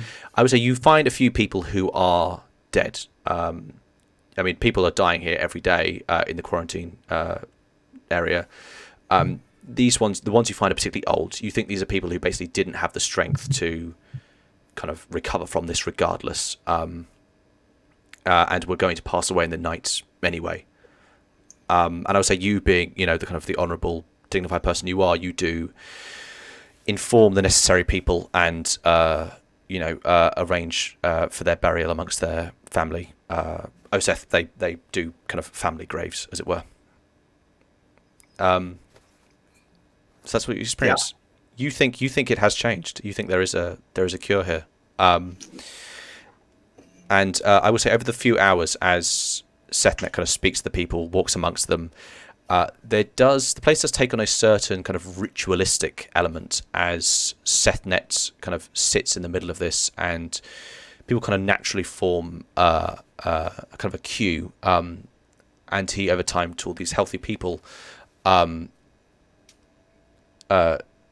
with his cut finger, cuts their finger in turn and shares his blood with them. Kind of like a Blood Brothers thing, like you cut your thumbs and press them together. This slow procession while people. We should do that. This slow process while people eat. Just us. I will say, I mean, aside from Ailey, none of you have immunity to the Shale Plague. You may have caught it. No. So, Oh. you can partake in this yourselves if you wish. Is my point. No, I think Shannon was talking about in real life. Oh, okay. I've just done the maths. Dice Right, capital. you think we should Dice smash our capital. thumbs and push them together to mingle our blood? I don't think that's healthy, Shannon. So, you can do that with there's a yourself. You have pandemic 2 on. thumbs. Just planning to. All right, we'll tell you what, Give Shannon. each other We'll put that on the agenda for when we finally meet in person. We'll share our blood, but until then, I'm afraid it's going to happen. Only You say happen in finally game. as if that's not happening on Sunday. Well, yeah, sure. Anyway, I think we're getting a little distracted here. Does Carillia and Barnelect and Kemashet, do you join this kind of slow procession of people going up to Sethnet and partaking of his blood? I don't know. Right? Is that wise? It's up to you. Um, The Oseth here seem to believe that I is the think means it's to wise. immunity to the sickness, to the Shale Plague. is Ilek around? Sorry? Is I Ilek sure around? as fuck am. I'm sorry. I'm definitely going to go and get my blood. Your blood done. Transfusion thing. Yeah, Get my blood cool. done. Sure. So Sam, Ilek is kind of sitting, is kind of held at the edge of the community with, at any point, 2 knights basically right beside his shoulders. He kind of sits there. He has brought food at some point, but he is essentially kind of constantly watched with people right next to him. Can I just go up to him and say, "Oh, hey, Ilek. Hello, buddy. You're well. I was just wondering, myself and the others aren't immune from this Shale Plague. No, and I was just wondering, certainly not. I mean, yes. absolutely not. No. Do you think it's wise that if I went and shared the blood thing? Yes, You think that would immediately. be- I mean, to be honest, you're fairly lucky to not be displaying symptoms at this point. I am kind of lucky, aren't I? And then I walk off. That is the worst wink to camera, but I'll give you inspiration for that because Yeah. that grinds my gears so badly. Anyway, yeah, okay, you have that conversation.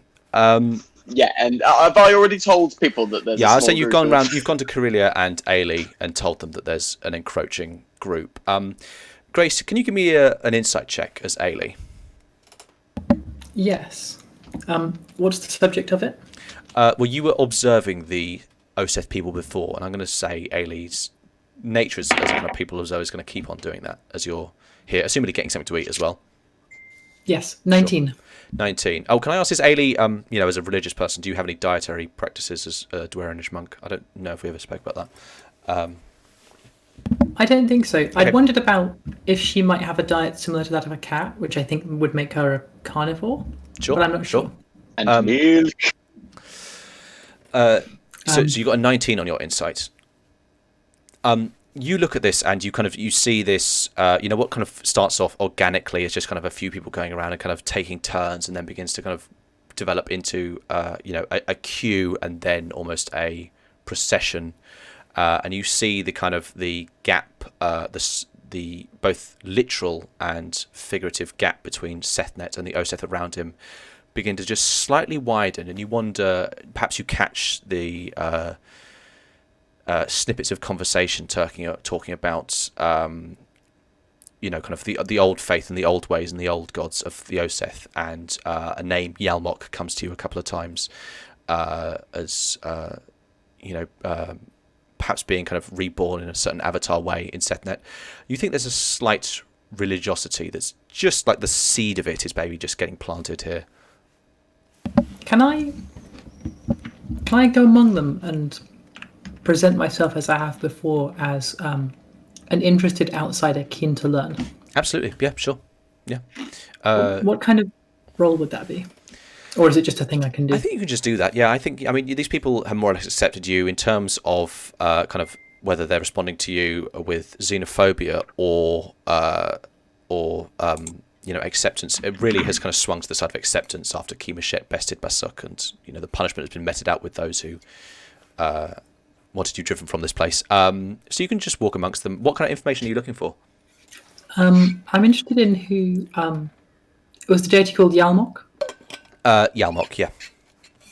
I'm interested in Yalmok and in sort of Yalmok's aspects and the nature of the Oseth's idea of divinity in their pantheon. Sure. Okay. So to answer divinity first, I mean, it's kind of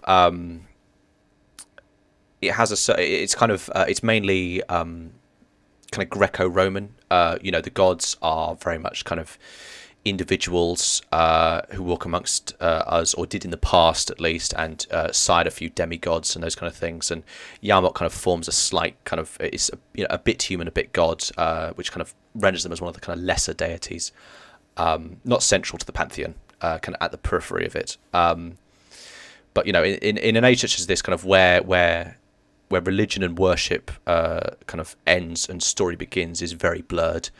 But they'll share with you stories of Yalmok and this person who's some of the religious kind of motifs of them. Their feet always blazed with fire and kind of burned the ground where they walked, but where they burned things away, new life sprung. Those kind of things. They're similar to the dragonfly, which gave them kind of powers of kind of speed and acuity that they associate with the dragonfly as a kind of totemic thing. What does Yalmok want and value? Adventure and kind of conquest, but not in a kind of militaristic sense. Like it is stories of him doing things that involve conflict are more like he goes to a place and duels one person to win an entire city or to defeat an army or those kind of things. It's more individualistic. Can I hypothesize on the shape that a cult of Yalmok might take? It'd be a cult of individualism, of a cult of people who worship heroes and people who carve out their own, destiny and define themselves amongst others, that kind of thing. Would it literally be that scene in Life of Brian when they're like, "We are all individuals"? Indeed, I think every religion has that capacity, Harry. So it certainly could be. I was thinking more like Atlas Shrugged. Yeah, it's not quite as Ayn Rand kind of like.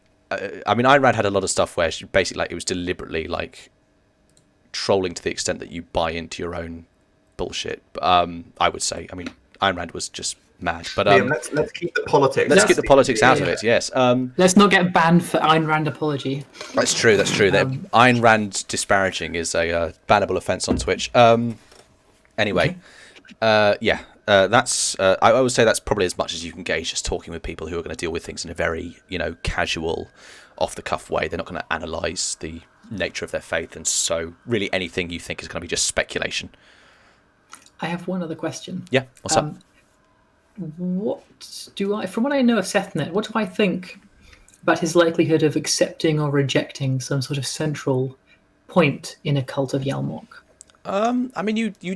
You haven't had that much one-on-one with the guy. Carillia is probably the one who's closest to him amongst your group.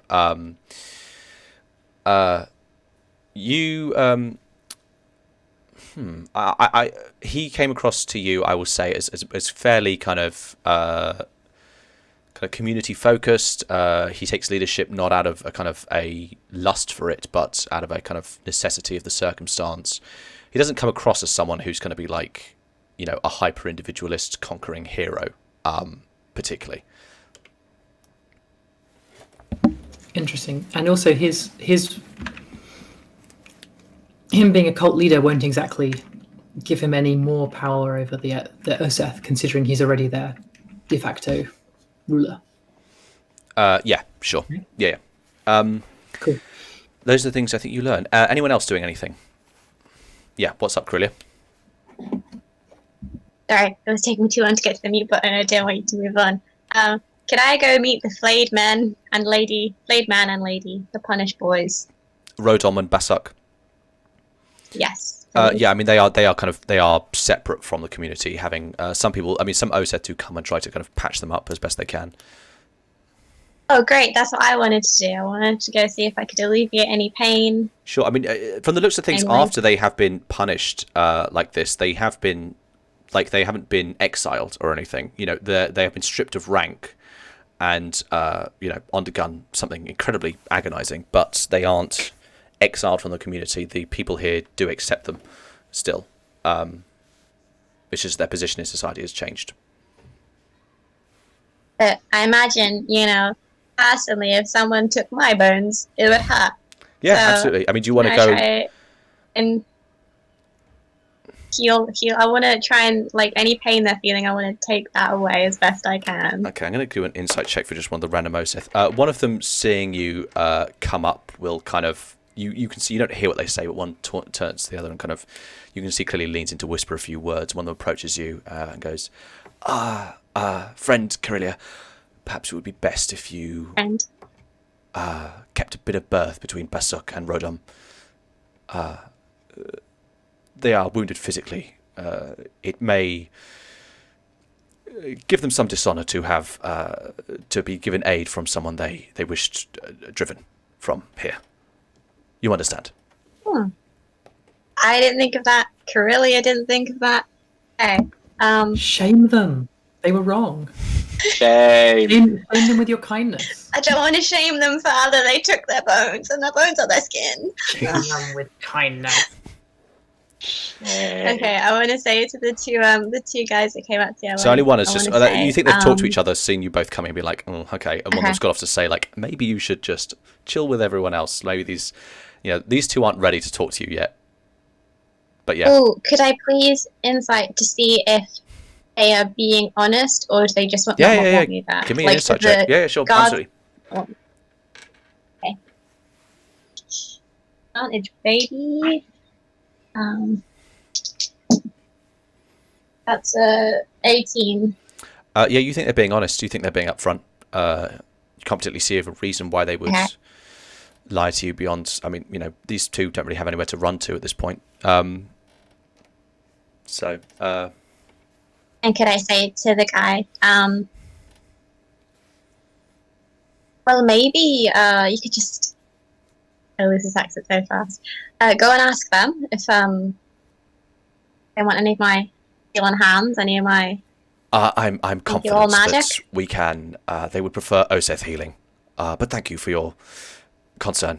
There may be those who are still under the... I provided Oseth healing. None of us are blessed with your unique talents. There may be those in the quarantine ward still recovering who could use your aid, if you wish to help.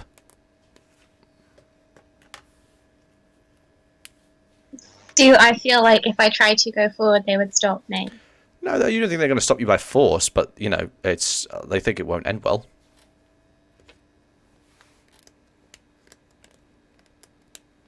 Oh, I want to do it anyway. God damn. Sure. Okay, so what is it you do? You just push past this person and they're like, and then what? No, I don't push. I'm not rude. I'm just like... You sidestep them then, sure. Just, yeah. Because I see they like the bows. They love their bows, so I give them a bow and just go around the guy. Sure. You approach. Basuk sees you. Immediately you see his fists begin to clench hard. Kind of sits there just full on, eyes piercing into you as this person tries to tend to their bleeding back. What do you do? What about the lady? Rodom is kind of just barely conscious, basically. Oh no. Okay, then I'm gonna ignore Basuk for now and tend to her because she's barely conscious and I'm a healer. Okay, you push the Oseth who are tending to this person right now out of the way to do their job for them. And no pushing involved. No pushing. Okay, you just walk up to people who are, operating upon a wounded person and just... Sure. Yeah, and I say I offer help. I'm not just like... Okay, I'm going to roll some dice here. Just ignore me. Okay, if you get close enough and then try to go round Basuk, he fully gets up and shoves you back. And then just sits down in silence to kind of return to these people trying to patch up his back. But you are pushed and fall on your back, trying to get close to Rodom. A little toddler, Jesus. You see this person as he stands up, and I mean he has to kind of move essentially his shoulder blades to push you, which means that he fully grimaces with agony. He does. Blood soaks through the what little bandage they've got wrapped around his back. And he sits back down. And all the other Oseth see me fall to the ground. They're just like, yeah, fine. The rest of them are like, Corellia, perhaps it would be best if you leave. This matter's been taken care of. Shannon grabbing shoulders in the last campaign.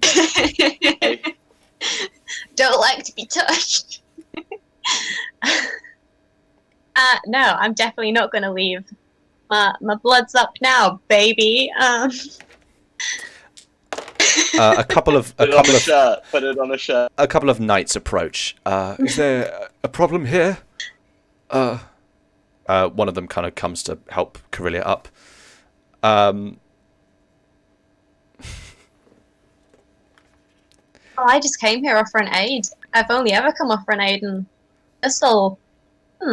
what's a swear word from the Givas jungle?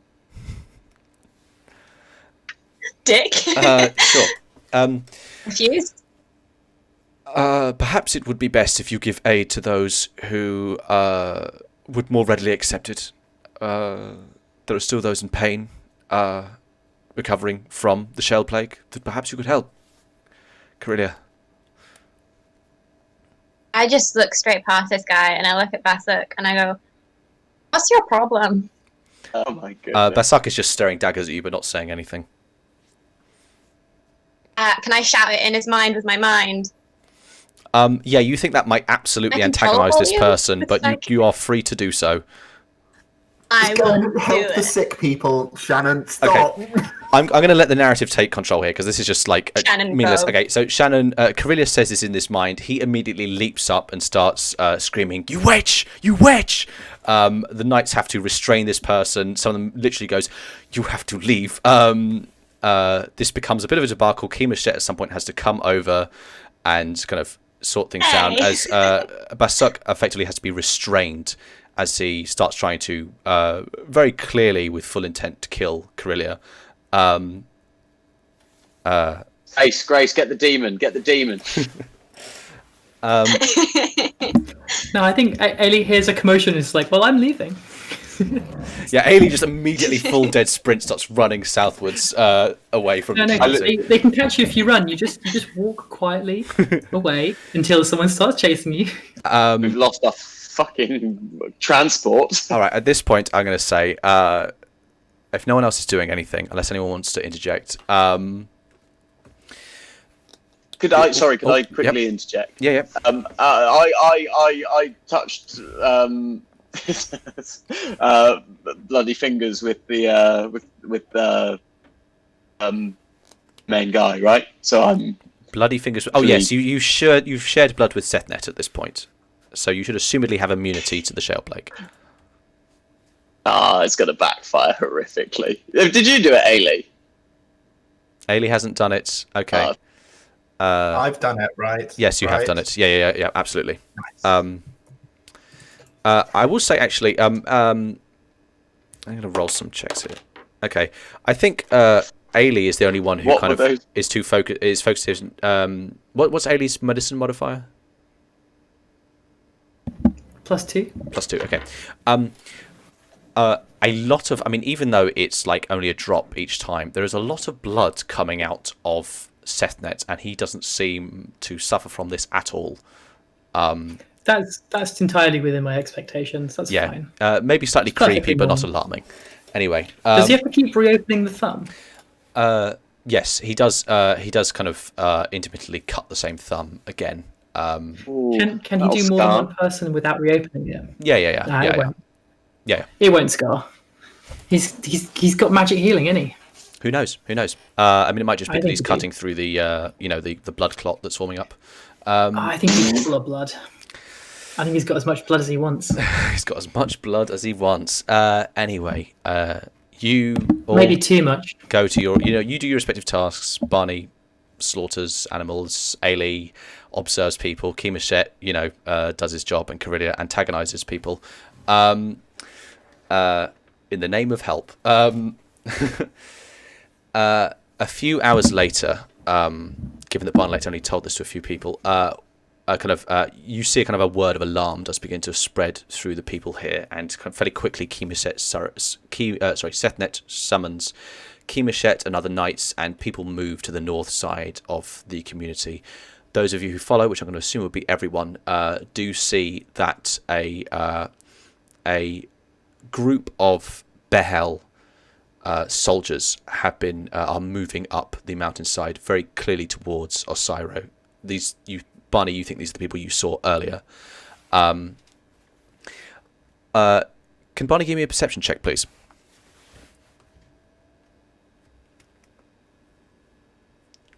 Nope. Harry's just quickly vaping there. Sam, what do you got? You can't say it, we'll get banned. No, you can say it, you just can't show it. Got a strong 6. Oh, really? A strong 6. Yeah. Okay. All right. You are just trying to raise your neck and observe, but you're you're being knocked around. You're not quite getting a view. A number of knights under kind of command of Keemeshet begin to form a line and draw what weapons they have, and kind of move down the mountainside in kind of rank formation to ward against these approaching soldiers, who themselves rank up and have their spears pointed forward. Keemeshet kind of close to the front lines. You can see there's clearly someone in command here. Everyone here is in uniform, bar one, who is at the centre. Just to read his description, the man is of splendid build. His muscular form, perhaps a little reminiscent of Locke's, for those of you who knew her. Powerful arms and calloused hands are held casually behind his back, displaying his broad chest, barely covered, perhaps intentionally, by a sleeveless robe.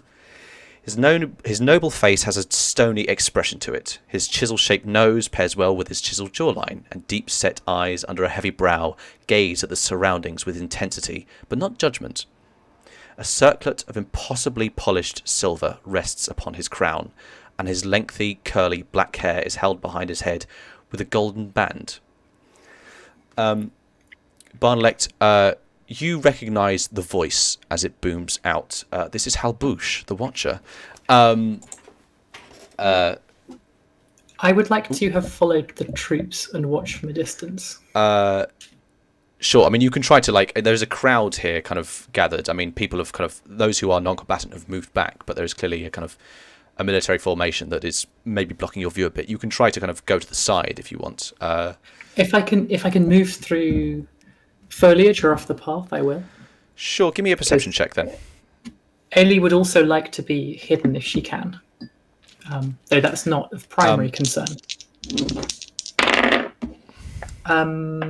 19 on perception, 19. And I'll make stealth if you want me to. I mean, if you're trying to hide, you can make a stealth check, but really, I don't think anyone's specifically looking for you here. There's not really much bushes on the way down the mountainside to hide behind or anything, but you can kind of go to the side fairly quickly and get into kind of a sparse enough crowd to have a clear view of what's going on down here. How steep is the mountainside? It's fairly steep. I mean, it's not like it's you can walk up it without difficulty, but it is basically as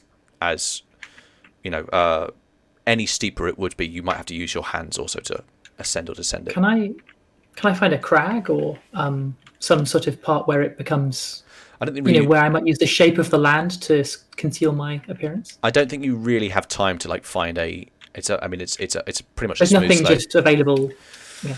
I could say you can kind of park up behind a rock that you are not, conspicuous. Sure, for free. You don't have to make a stealth check. But anyway, Barnlect hears this voice boom out. Well, I got 19 on perception. Okay, cool. So you see this person as well, and you see the guards of Behel. You see that their uniforms have been unified. They all have now the same exact symbol, same apparel on them, which you suspect is the consequence of what you recall Ilek talking about a couple of weeks back of the army being brought under the same single command of the entire Council of Behel. This voice booms out, I'm here to speak to the wizard amongst you, who I believe is here somewhere. Please bring him forward. I have no wish for my people to risk disease by coming any closer. I have no interest in conflict. Please understand. that voice booms out. Does Barlek try talking amongst this? People are gathering to have a look. I mean, I will say that there's a lot more Oseth warriors here than there are Bet-Hel knights. Is Kimishet doing anything in this moment, by the way, Harry? Aside from just holding ranks? Is Ilek here?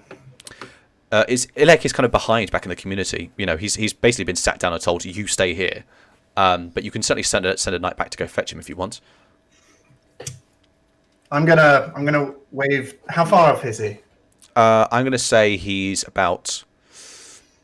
I'm gonna put it 150 feet away.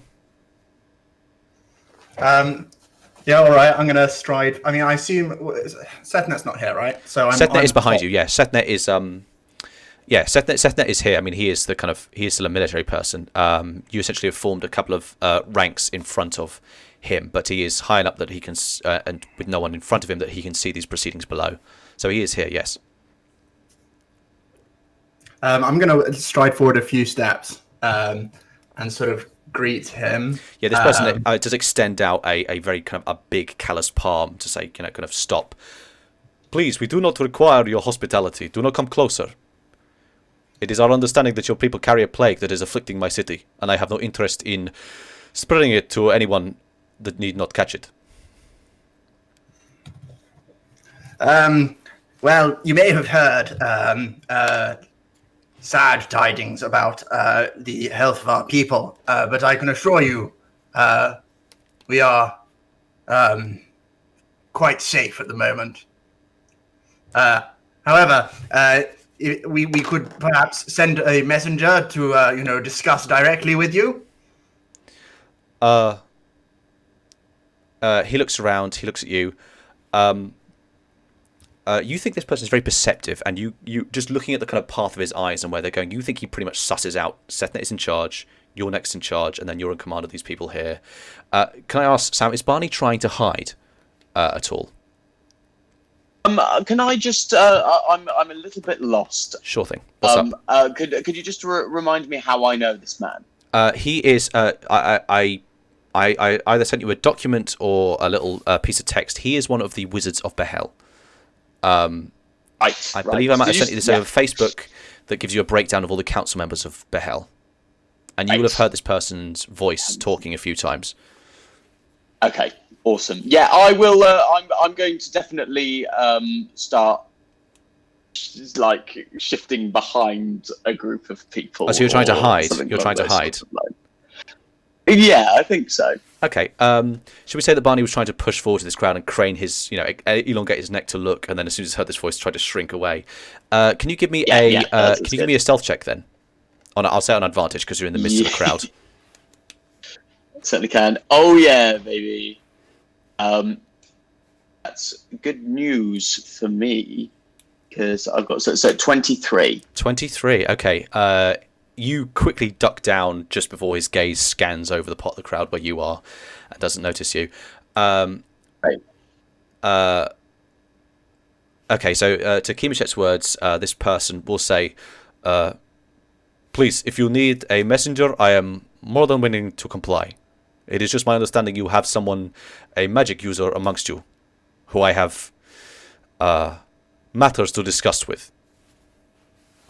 If this diplomatic situation continues to be... Actually, Ailey, can you give me an intelligence check here?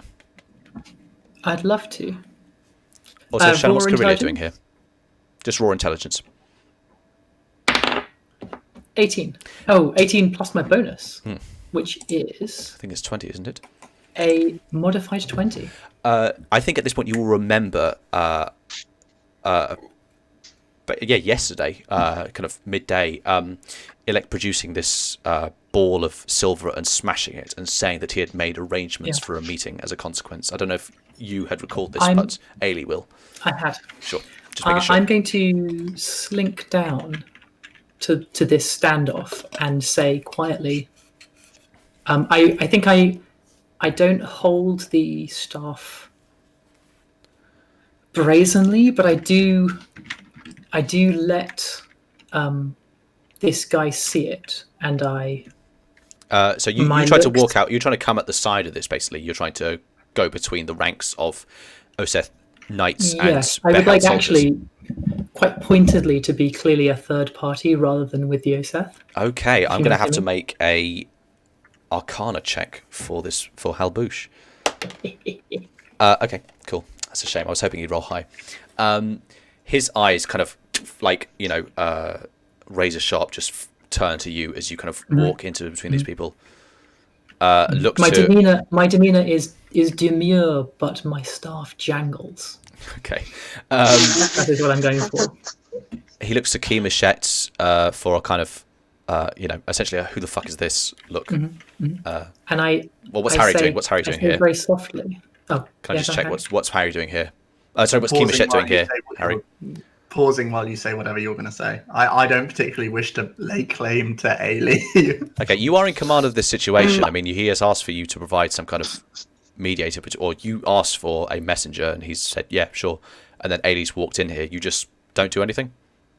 Oh, God damn it. It's up to you. I'm just saying that, like... I don't want to send Ailey as the messenger.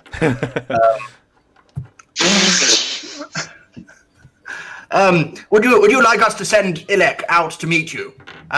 He's quite clear of play. His face when you say the name Ilek goes from stony to thunderous.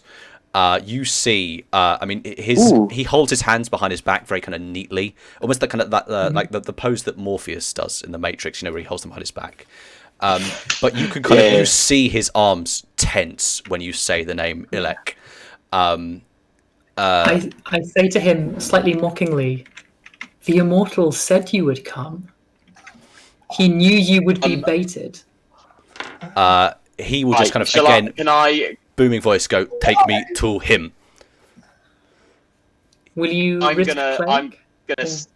gonna stand up and walk out toward and stop Ailey from doing this, because as far as I'm aware, I think I don't know, him reacting quite coldly is weird for me. Last time I recall they were on decent terms. Yeah, I mean, I mean, how they weren't enemies so far as you're aware. They worked on the council, but you may recall that Ilek is no longer on the council and was doing a whole load of bullshit with Nook, taking his place and all this other shit. I've got a feeling that this may be the time that Barnlecht like talking his way out of situations. By the way, Sam, have you made your golden path? Let's give it a crack. Have you made your golden path rolls? Because it is. I have, yes. Cool. All right. Yeah. Ailey says, how much his expression turns or will thunderous? You wait here? He got a very good. He got a 19 for his intimidation. Bring him to me. He is not someone you should deal with lightly. He is my concern. Bring him forward. And it does carry a certain amount of authority. Ailey bows deeply, and she says, "I shall fetch him. You are not. Who shall I say has come?" He cuts you off to Ailey. You, I think, are not in control here, and turns to Key Machette and to Setnet. And just looks, waiting for an answer. I will willingly facilitate a meeting between you and Ilek. However, you must know that he has recently done the Oseth people a very great service. And there are few here who would see any harm come to him. Are you then not aware of his nature? He is ultimately unharmable.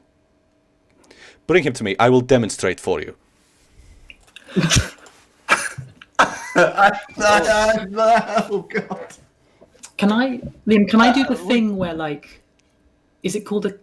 Is it like? Can I do the thing where, like, while bowing, I sort of shuffle backwards? Yes, 100. You have seen this maneuver done 1,000 times at Dwyer Inish. You bow and glide backwards, just like a Tetris piece falling.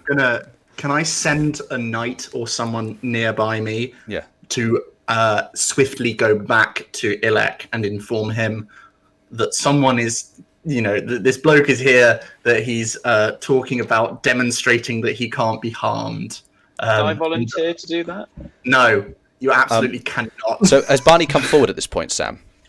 Well, he did. He went to, and then all that shit went down with Ailey talking and basically has Barnlek revealed himself to?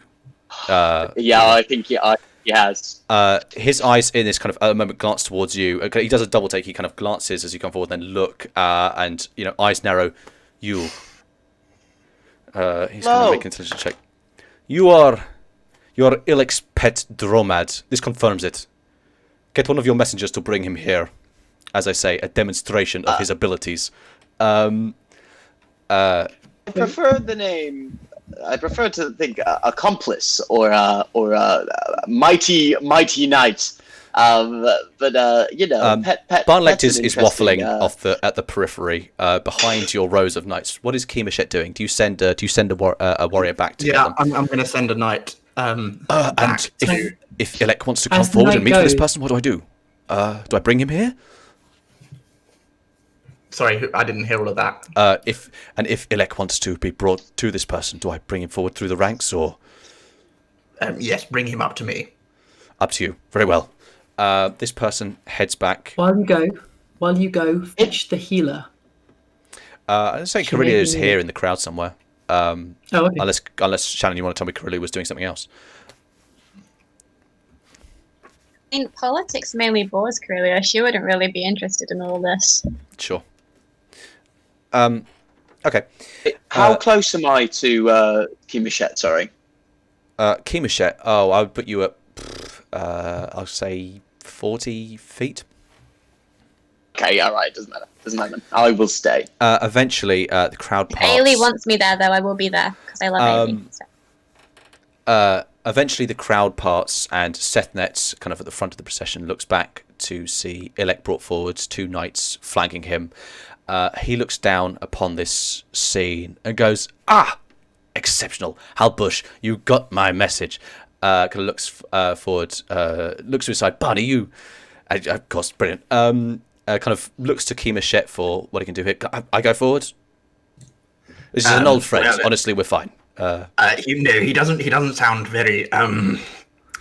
He didn't seem particularly pleased to hear your name, and I feel like he might have some threatening intent upon you.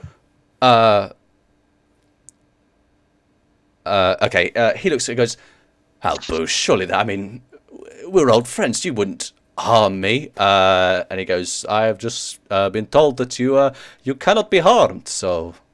It's not of a concern to me. Although you see this Halbush person has taken a few steps. He has gone past the ranks of his soldiers and approached, so he's still a bit of a distance away from your knights. Please, Ilek, my friend, come here so I can embrace you. Can I incite that, please? Oh, yeah, sure. Have advantage. That's a natural 20. Yeah, you look at this person and like, okay, he is going to fully beat Ilek's ass. Like, he is just gonna whip him, Is he going to kill him? You don't think this is the disposition of someone who intends to kill someone, but it is. He's definitely gonna wreck his shit. Ilek, if you go forward, he's going to beat the shit out of you. Oh, we lost Shannon. Oh, God damn it. Fucking internet. One of your people has just disappeared. Where are they? You're right, Shannon. No worries. Okay. Witchcraft. What is happening here? I think Keemeshet is ultimately... Seth and Keemeshet the ultimate deciders in this scenario. Harry, what do you want Keemeshet to do? I've just told Ilek that he's going to get the shit beat out of him. But if Ilek wants to go knowing that, I'm not going to stop him. Grace, what's up with Ailey? How quietly can I do a mantra? Oh, you talk and the thing like moves on its own and like rattles and electricity flies off. It's fairly conspicuous. And visible too. Okay. Yeah. Cool. Just checking. I will say if you want to like try to hide behind a rock to do one, I will allow you to make a stealth check for that. Before I didn't really fuss because no one was looking for you, but okay. Yeah. Can I ask what your role? I am rolling a insight check for Ilek upon Keemeshet to see if like he believes him.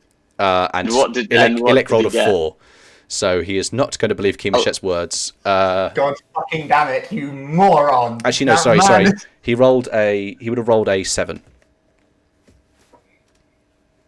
Great. He would have rolled a 7. What? Yeah, sorry, I didn't add it up insight- correctly. He rolled a 7. He got a 7 on an insight check. Okay. He rolled a 4. That's not good. And also my golden paths aren't much better, so I'll give him my 11. Sure, you give him an 11. He looks to Kimashet and back to Halbush.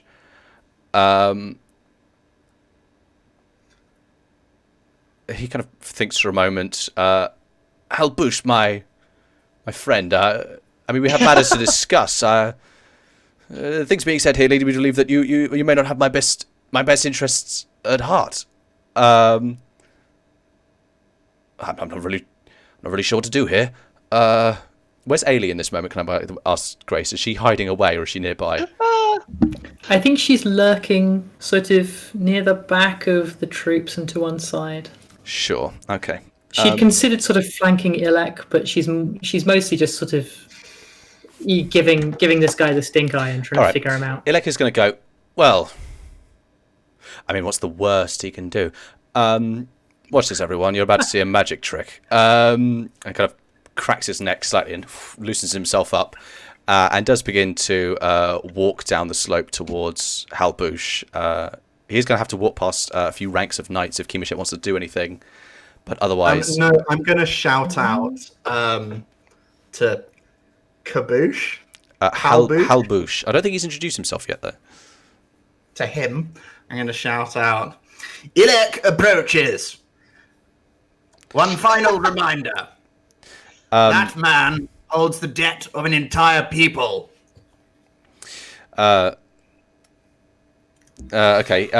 Halbush will say, very well. I am Halbush, also known as the Watcher. I am a wizard of Behel who has come here at the behest of Ilek, perhaps to discuss matters with your people as well. And now, as Ilek gets closer, allow me to demonstrate the man who, to use your sense of the word, cannot be harmed, and just fully, grabs, big meaty hand, grabs Ilek's head and just puts a fist into his jaw. You see a few teeth scatter onto the ground and begins to just fully lay into Ilek, going, no, please, kind of getting knocked around. Come on, any sentence he tries to get out gets punched out of his mouth, pretty much. A few knights immediately turn back. Kimashet, what do we do? Draw your weapons. About 50 people simultaneously, perfect unison, draw their weapons and aim them in the same stance. At the side of this, Halbush kind of lets go of the limb of Ilek he just broke. Blood on his hands. Very well, very well. Please, he steps back a few steps. Observe my magic trick. And over kind of an agonizing there's a minute of kind of Ilek just kind of lying there whimpering, and then he kind of starts to judder and shift, and you just see kind of this horrible, excruciating sight as his limbs kind of twist and snap themselves back into the correct position, and he kind of bucks as teeth grow in his mouth. This is similar to what happened in the tent. Well, previously that was he died, and he kind of kicked back to life briefly, but then kind of died again. But with me, when I died as well, I guess, kind of. You died? What? Yeah, I had my back broke or neck broken or something like that, and then. Oh no, you just got very badly hurt. He healed you. This isn't that much like this. It's just that he kind of undergoes a very brutal regeneration process, essentially. Okay. Eventually, I mean, everyone watches this site. I'm going to make a luck roll for the prevailing mood towards Ilek amongst the Oseth people here. I'm going to make an advantage because he has done them a service. Actually, no, I'm not, because he did it in a really creepy way. Sam, I rolled an 8 for Ilek's luck, which means minor bad luck for their perception of Ilek now, unless you want to influence that. Oh, I don't want to give him my only good luck roll. You got to but decide I guess now. I This have could to. be an important one. What do you change it to? 17. I'll give him 17. 17. Okay. This prick is getting too Carillia, many of my luck I mean, rolls. you sense that there's a kind of there is definitely a horror amongst the people here, but maybe now they just digest it as par for the course. I mean, he did some weird fucked up stuff last night, and now Sethnet has undergone this transformation, but appears to have cured the sick en masse. And, well, why wouldn't he just regenerate from wounds and so on? And eventually, after this half minute of watching this, there's a mix of kind of disgust and fear and reverence amongst the people here for Ilek. But he eventually kind of last agonizing snap of a finger fixing itself, and he kind of sits up and pops his neck again, spits out some blood. Right, if we got that out of our system now, Halbusha kind of reaches up and pats her bicep. Okay. I kind of lost track of things there. Halbush, those of you who are close enough, it kind of brings down his volume, but those nearby can hear him say, "You fucking idiot. The mess you have put me in." Let me just get up my notes. That's not like Ilek. How surprising.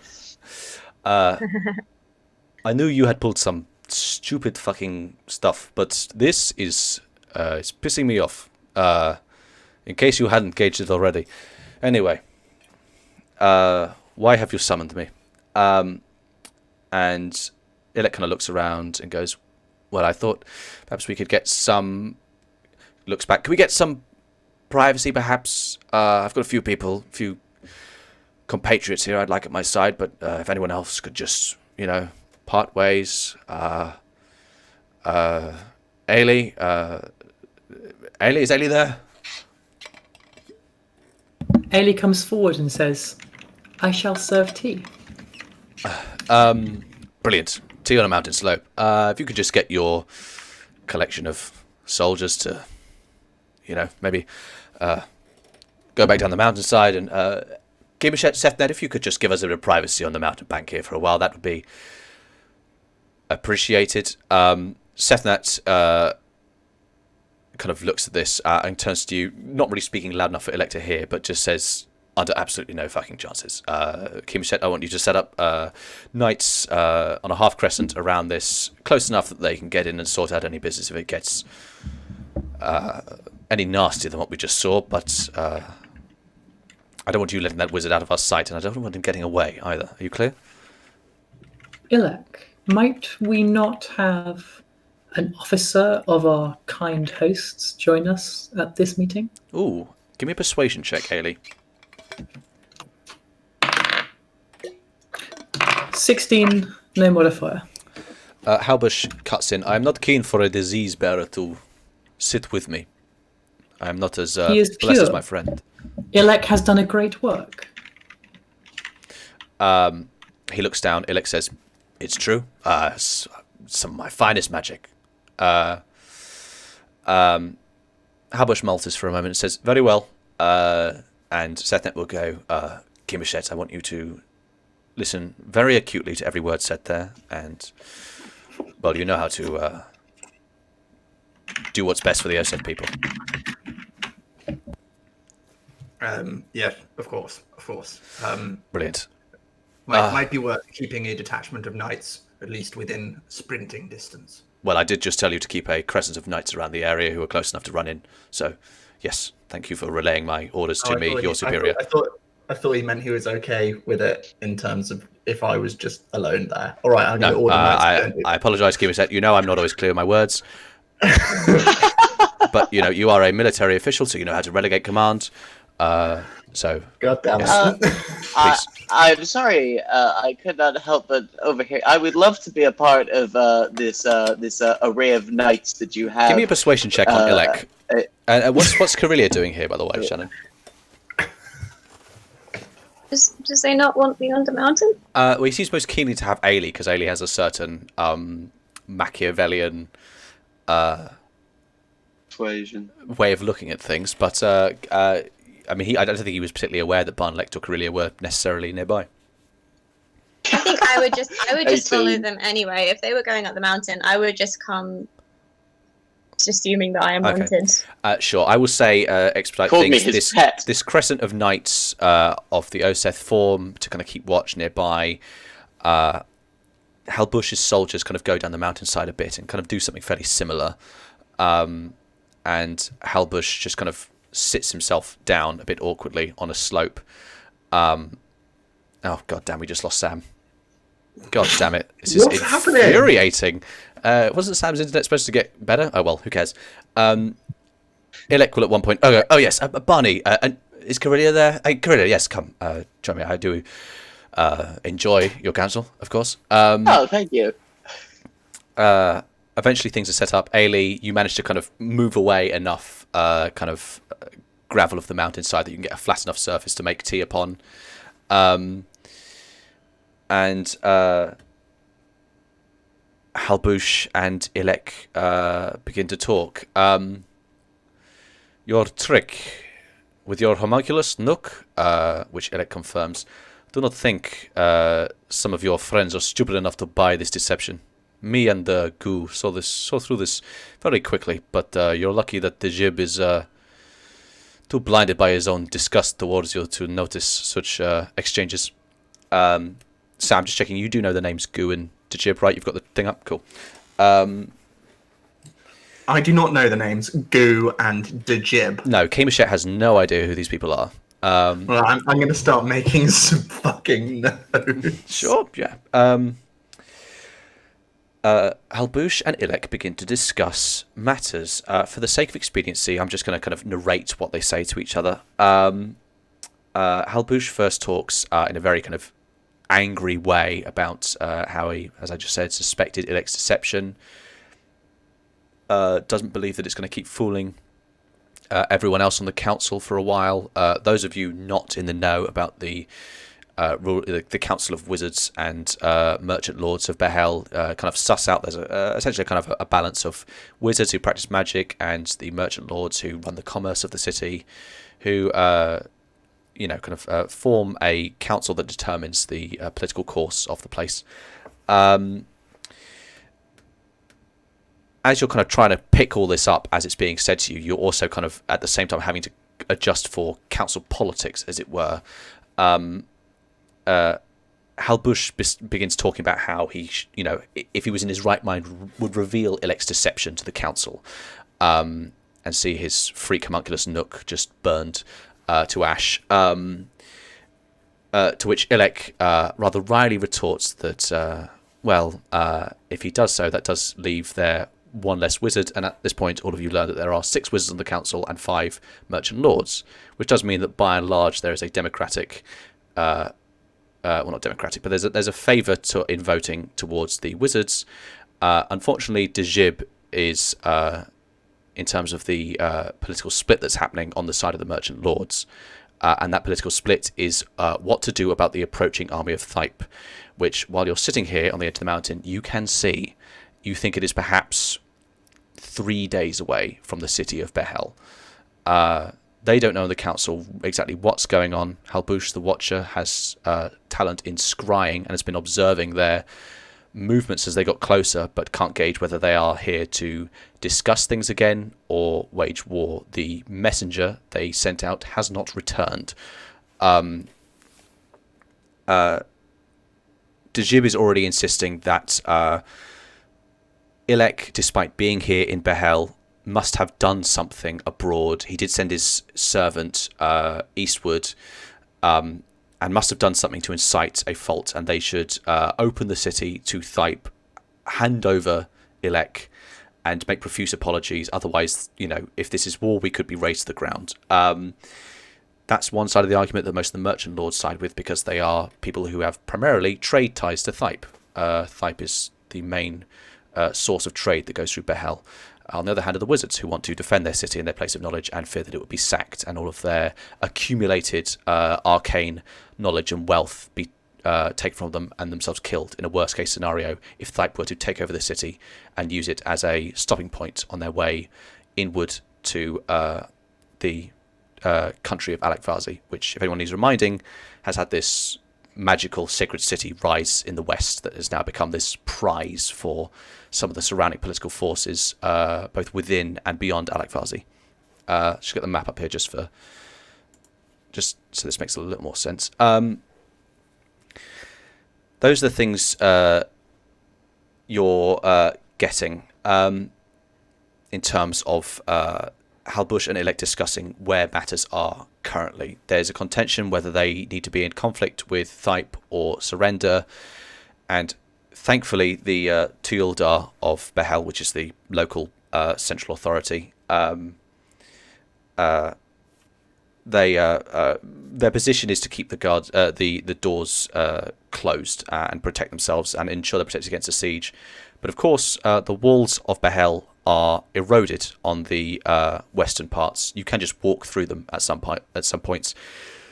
So yeah, to summarise, that's the general tension, the main worry in Behel. They may be looking at conflict, and they don't know whether to defend themselves or surrender. And if they did defend themselves, would they even stand a chance anyway? Because this army of far more, these veterans from Thype who are far better trained could just pour in and massacre everyone anyway. Better to surrender and, escape their wrath, as it were. That's the contention. Is anyone cutting in at any point with any points, trying to sway things in any way, those kind of things? You detect that Halbush is pro defending Behel rather than surrendering it, as are the rest of the wizards aside from Dajib. And this is where Ilek comes in. He tells Halbush that he has created a means of curing the Shale Plague, which could be important to Behel, which is itself gripped by the plague, and has done so on the stipulation that the Oseth will fight for Behel to defend it, which definitely kind of catches Halbush's attention. But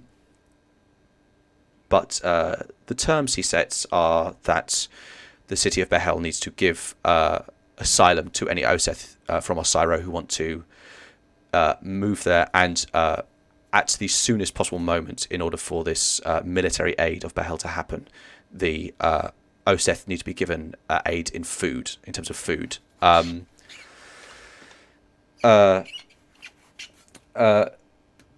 thing you notice is that Ilek is a bit manipulative with the truth.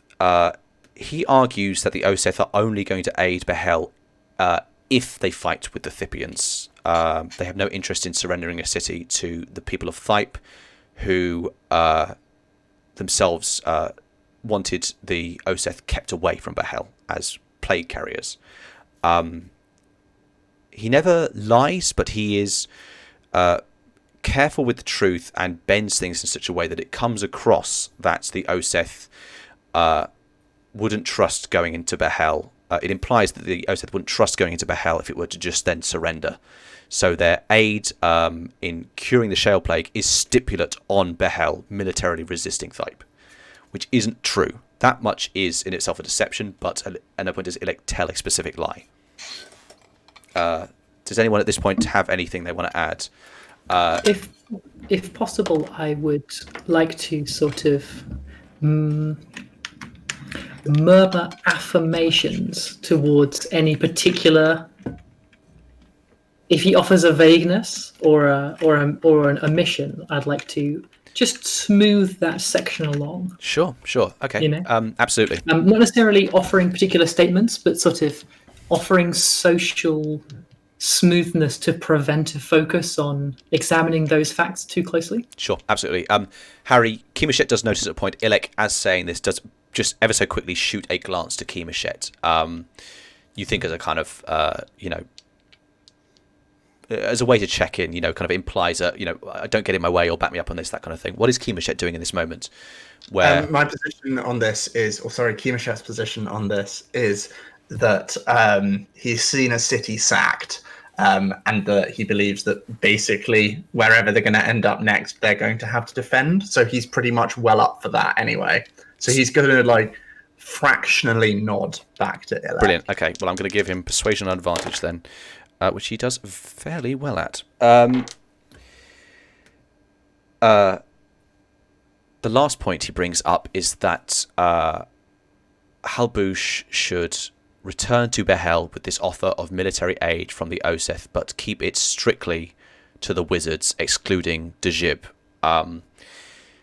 There is a fear of spies, and some of you, Barnlect, you yourself did not even know this. Dejib is formerly of Thype. He used to be a citizen of it before he came here and became a wizard. And Ilek accuses this of being his kind of essentially having dual loyalties. His reason for wanting to surrender to Thype is that Dejib believes, as a former Thippian, he will have favourable treatment and, may be able to survive and possibly even benefit in ways that the others of Behel wouldn't. Which Halbush seems to believe. You think that Halbush also knew that Dejib was formerly of Thype. And so Ilek suggests that the allegiance of the Oseth be kept hidden from everyone except for the Teoldar Sud and some of the wizards until such a time that there can be a proper assurance that, basically after the conflict, if it happens, essentially.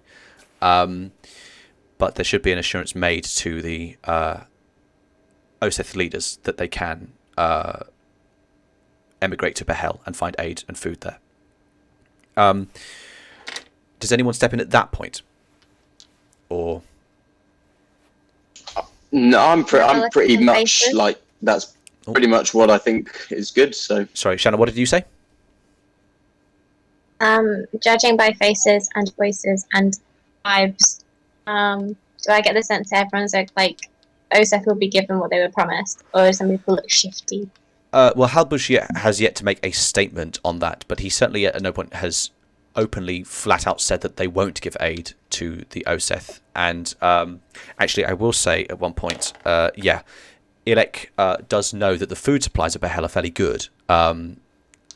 It's been a fairly prosperous time for the Bekvi Flats, so they are flush with grain and can certainly afford to supply food to the Oseth. So ultimately, that's what you pick up. Does Karelia do anything based on that information?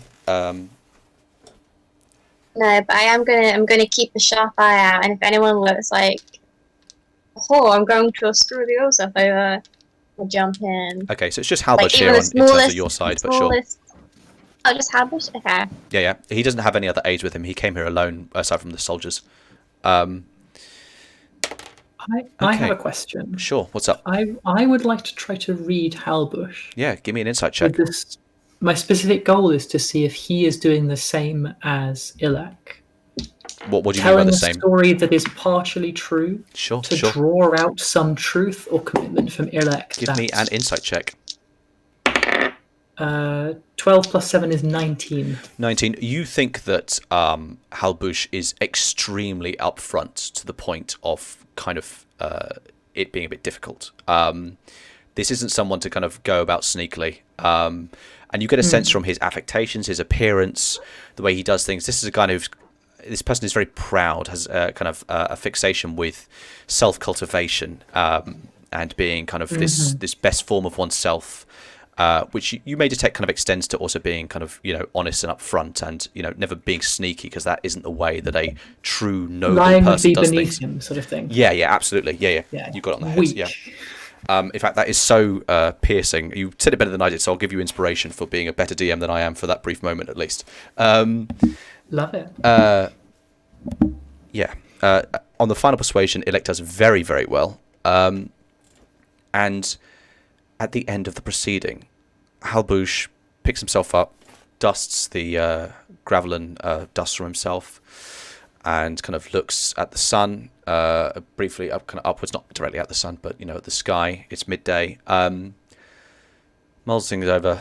Very well.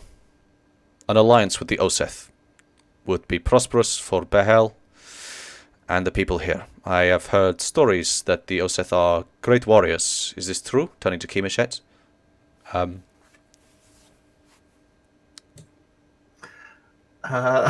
don't know. Should I be humble? It's up to you. I know my way around a sword, but poems are really more my thing. Inspiring. They have only the strongest and most durable. Their people are carved to the very bone, and they are as blade now. Ailey, give me a persuasion check, because that's pretty good. Just as a line. That's 19, but I have no bonus. Okay. And soldiers, how many do you have? And Harry, I'm just going to narrate through you that Kemashet relays. I say the number. Yeah, you think you have 100 knights and maybe 300 fighting fit. Beyond that, kind of mix of soldiers and other people who can be, might be appropriate for the fight, or former soldiers, I should say. Halbush does clearly, his expression sours a bit at this. That gives us perhaps half of what Thype is sending at us. Less, I think. This is going to be difficult. But I think you are right, Ilek. You are a bastard, but you are, I think I perceived this situation correctly. And while they may make my blood boil, I think you have made some right moves here. I will return to Behel and speak with the Toyolda and the few people I can trust, and arrange for the Oseth to be given aid by Behel, and they'll be able to come to the city when the time is right. For now, you must prepare for war. I see that your companion is raising her fingers. Do you have something to say? Shannon was raising her fingers. Sure. What's Corellia doing? Did he? I've definitely been paying complete attention. But did he just say that we are going to have less than half the amount of soldiers that the other side will have? Yes. A Thippian half-legion is 2,000 soldiers. Behel has under its command... I mean, you don't know these numbers, but I do. Behel has under its command just over 400 soldiers. The Oseth are providing 400 soldiers. That means 800 against 2,000. Disgusting. Yes, I don't want the Oseth doing this. I don't want this happening. Woof. You may also... I mean, Barnlect, you do know that, yes, it's there's less soldiers. There are also 6 wizards on the side of Behel. Which, how many wizard one soldier make? How many one wizard soldier? Money? How many wizards one soldier? You don't know the exchange value of wizards to soldiers, I'm afraid, Corellia. You know too little about magic, but you've seen Ilek cure an entire people in a night. Who knows what he's capable of? With me. True. With a Shannon and an Ailey as Corellia. Regardless, yeah, I mean, it's not like, yeah, it was never going to be easy. Anyway. Well, I'm not sure how happy I am with the Oseth pledging themselves to an impossible war. Ilek kind of turns around to you, looks a bit incredulous, and goes, "Please, Corellia, what do you know of warfare?" I punch him in the face. You full on punch him in the face. Okay. No, wait, I see. Yeah. Can I interject before that? Well, Shannon, make an attack roll just with your strength. Okay. Strength plus proficiency, actually, because you're proficient in unarmed strikes. All right. On disadvantage, that's a 12. No, you're not on disadvantage. You don't have disadvantage on attack rolls. I don't? No. 17. 17. Okay. Kemashet can use his parry to catch the blow, because it will buff. If you applied your parry bonus to Ilek's armor, it would reach. Oh no, it would reach 17. Can I give it? What did Shannon get? She got a 17. 17. Sam, do you want to do something to that? Is it like? I mean, in the world of luck. Yeah. Is this going to be lucky? What am I going to consider lucky here? Am I going to consider? I think that's it. Really, these things are up to Barney's interests, which is up to you. You can influence this either way if you wish. Jeez Louise! But you do need to decide soon because we're at 10. So I also can't hear or see Shannon, which is really disconcerting. Okay. Corellia is trying to punch. Is trying to punch Ilek. Kemashet is going to grab the fist. I know what's. How do you want to influence things? But I just. Yeah, sorry. You're gonna have to bear with it for the end of this episode. I'm afraid, Sam. What are you doing, if anything? I'm not doing anything. I'm just gonna let it happen. Okay. Kimichet, you go to reach out and grab, but you don't quite catch the fist in time, and it just cleanly sucks. What's Carilia's strength modifier? I think it's 0. Okay, so you do 1 bludgeoning damage to Ilek.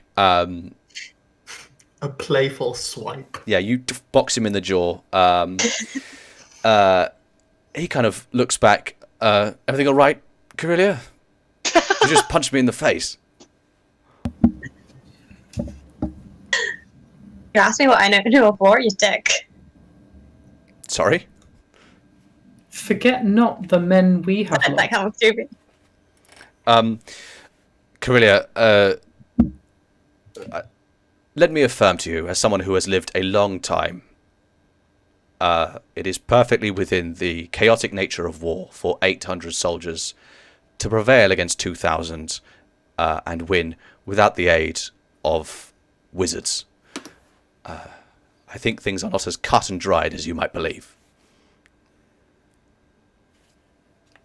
Can I add to that? Yeah, sure. I am confident that every able-bodied Oseth is worth 2 of whatever the enemy can send at them, and every Oseth knight is worth roughly 10. So doing the math in my head, I think that would lead the remaining the Hellion forces with about 200 people to deal with. So mathematically, there shouldn't be a problem here. We actually have them outnumbered. Halbush just kind of drinks in the situation and looks. You can see, those of you who are observing him, see that the main thing he's focusing on is that Kimichet tried to stop Carilia's fist here. Then he looks to Kimichet and says,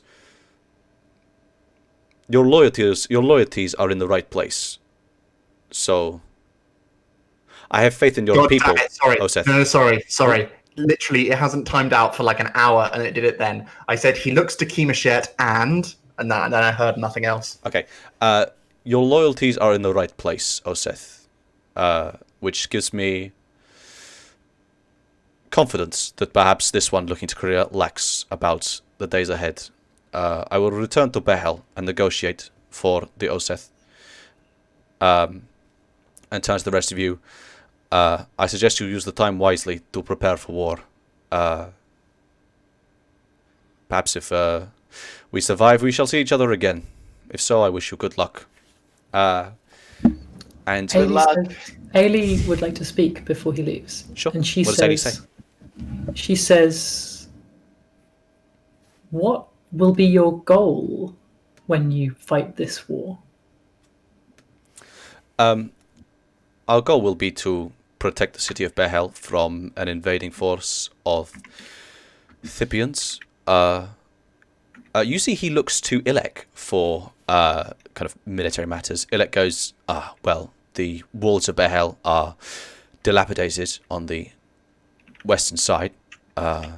Unlikely that, given that they have wasted about 12 days heading to Wraithreach and back, they wasted those supplies, that they would attempt a siege. It's highly likely they'll invade. Probably in the night.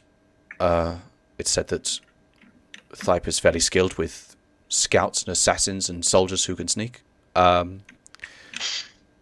many half legions has Thype? How many half legions? Thype itself has hundreds. This is a prelude to a greater conflict to come. Make no mistake. And how badly do they hunger for the city to our west? If you could take a piece of God for yourself, I think most people would do whatever they could.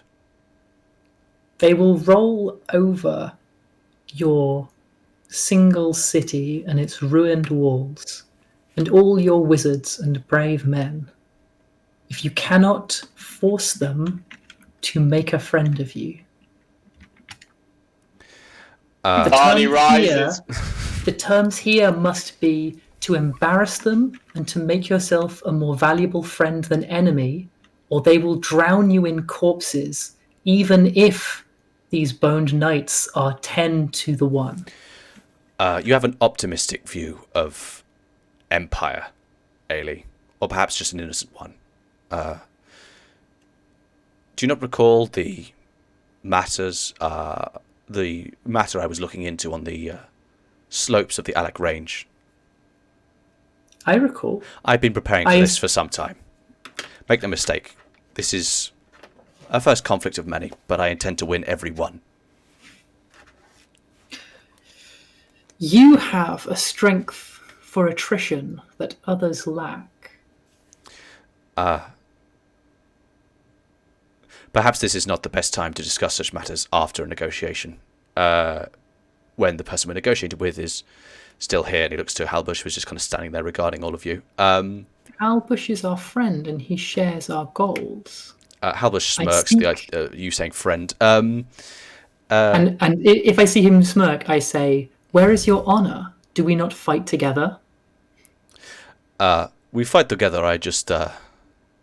Then we are friends, are we not? No. I will return to Behel. I have matters to attend to that should not wait. Looking to Ilek, he says, talk with your people, discuss matters to come. I will talk with you soon enough, now that I know how to find you. And he will say at this point, as he's speaking, he just kind of puts out a hand as if something's going to fall into it, and it does. A small sphere of silver falls from the sky, identical to the one that Ilek smashed, and he holds it out. And Ilek goes, brilliant, been needing one of these. Halbush, him saying this, Halbush kind of grabs his wrist and says, do not break this one. All right, fine, yes, fine. He kind of puts it on his person.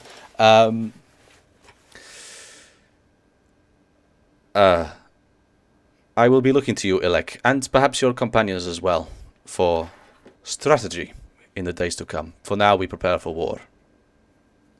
And then looks to Ailey, and perhaps in time, peace as well. And he begins to head down the mountain. And I think we are going to end there. Woo. There we go, everyone. All right. I really need to eat some food and drink some water. That was a good session. Oh, I had fun. Yeah. Hopefully everyone else did. Definitely. Good shit. All right. Thank you, everyone, for watching. Nice to see some familiar faces in the chat or familiar handles. Bye. Always Bye, love everyone. Bye-bye. Bye.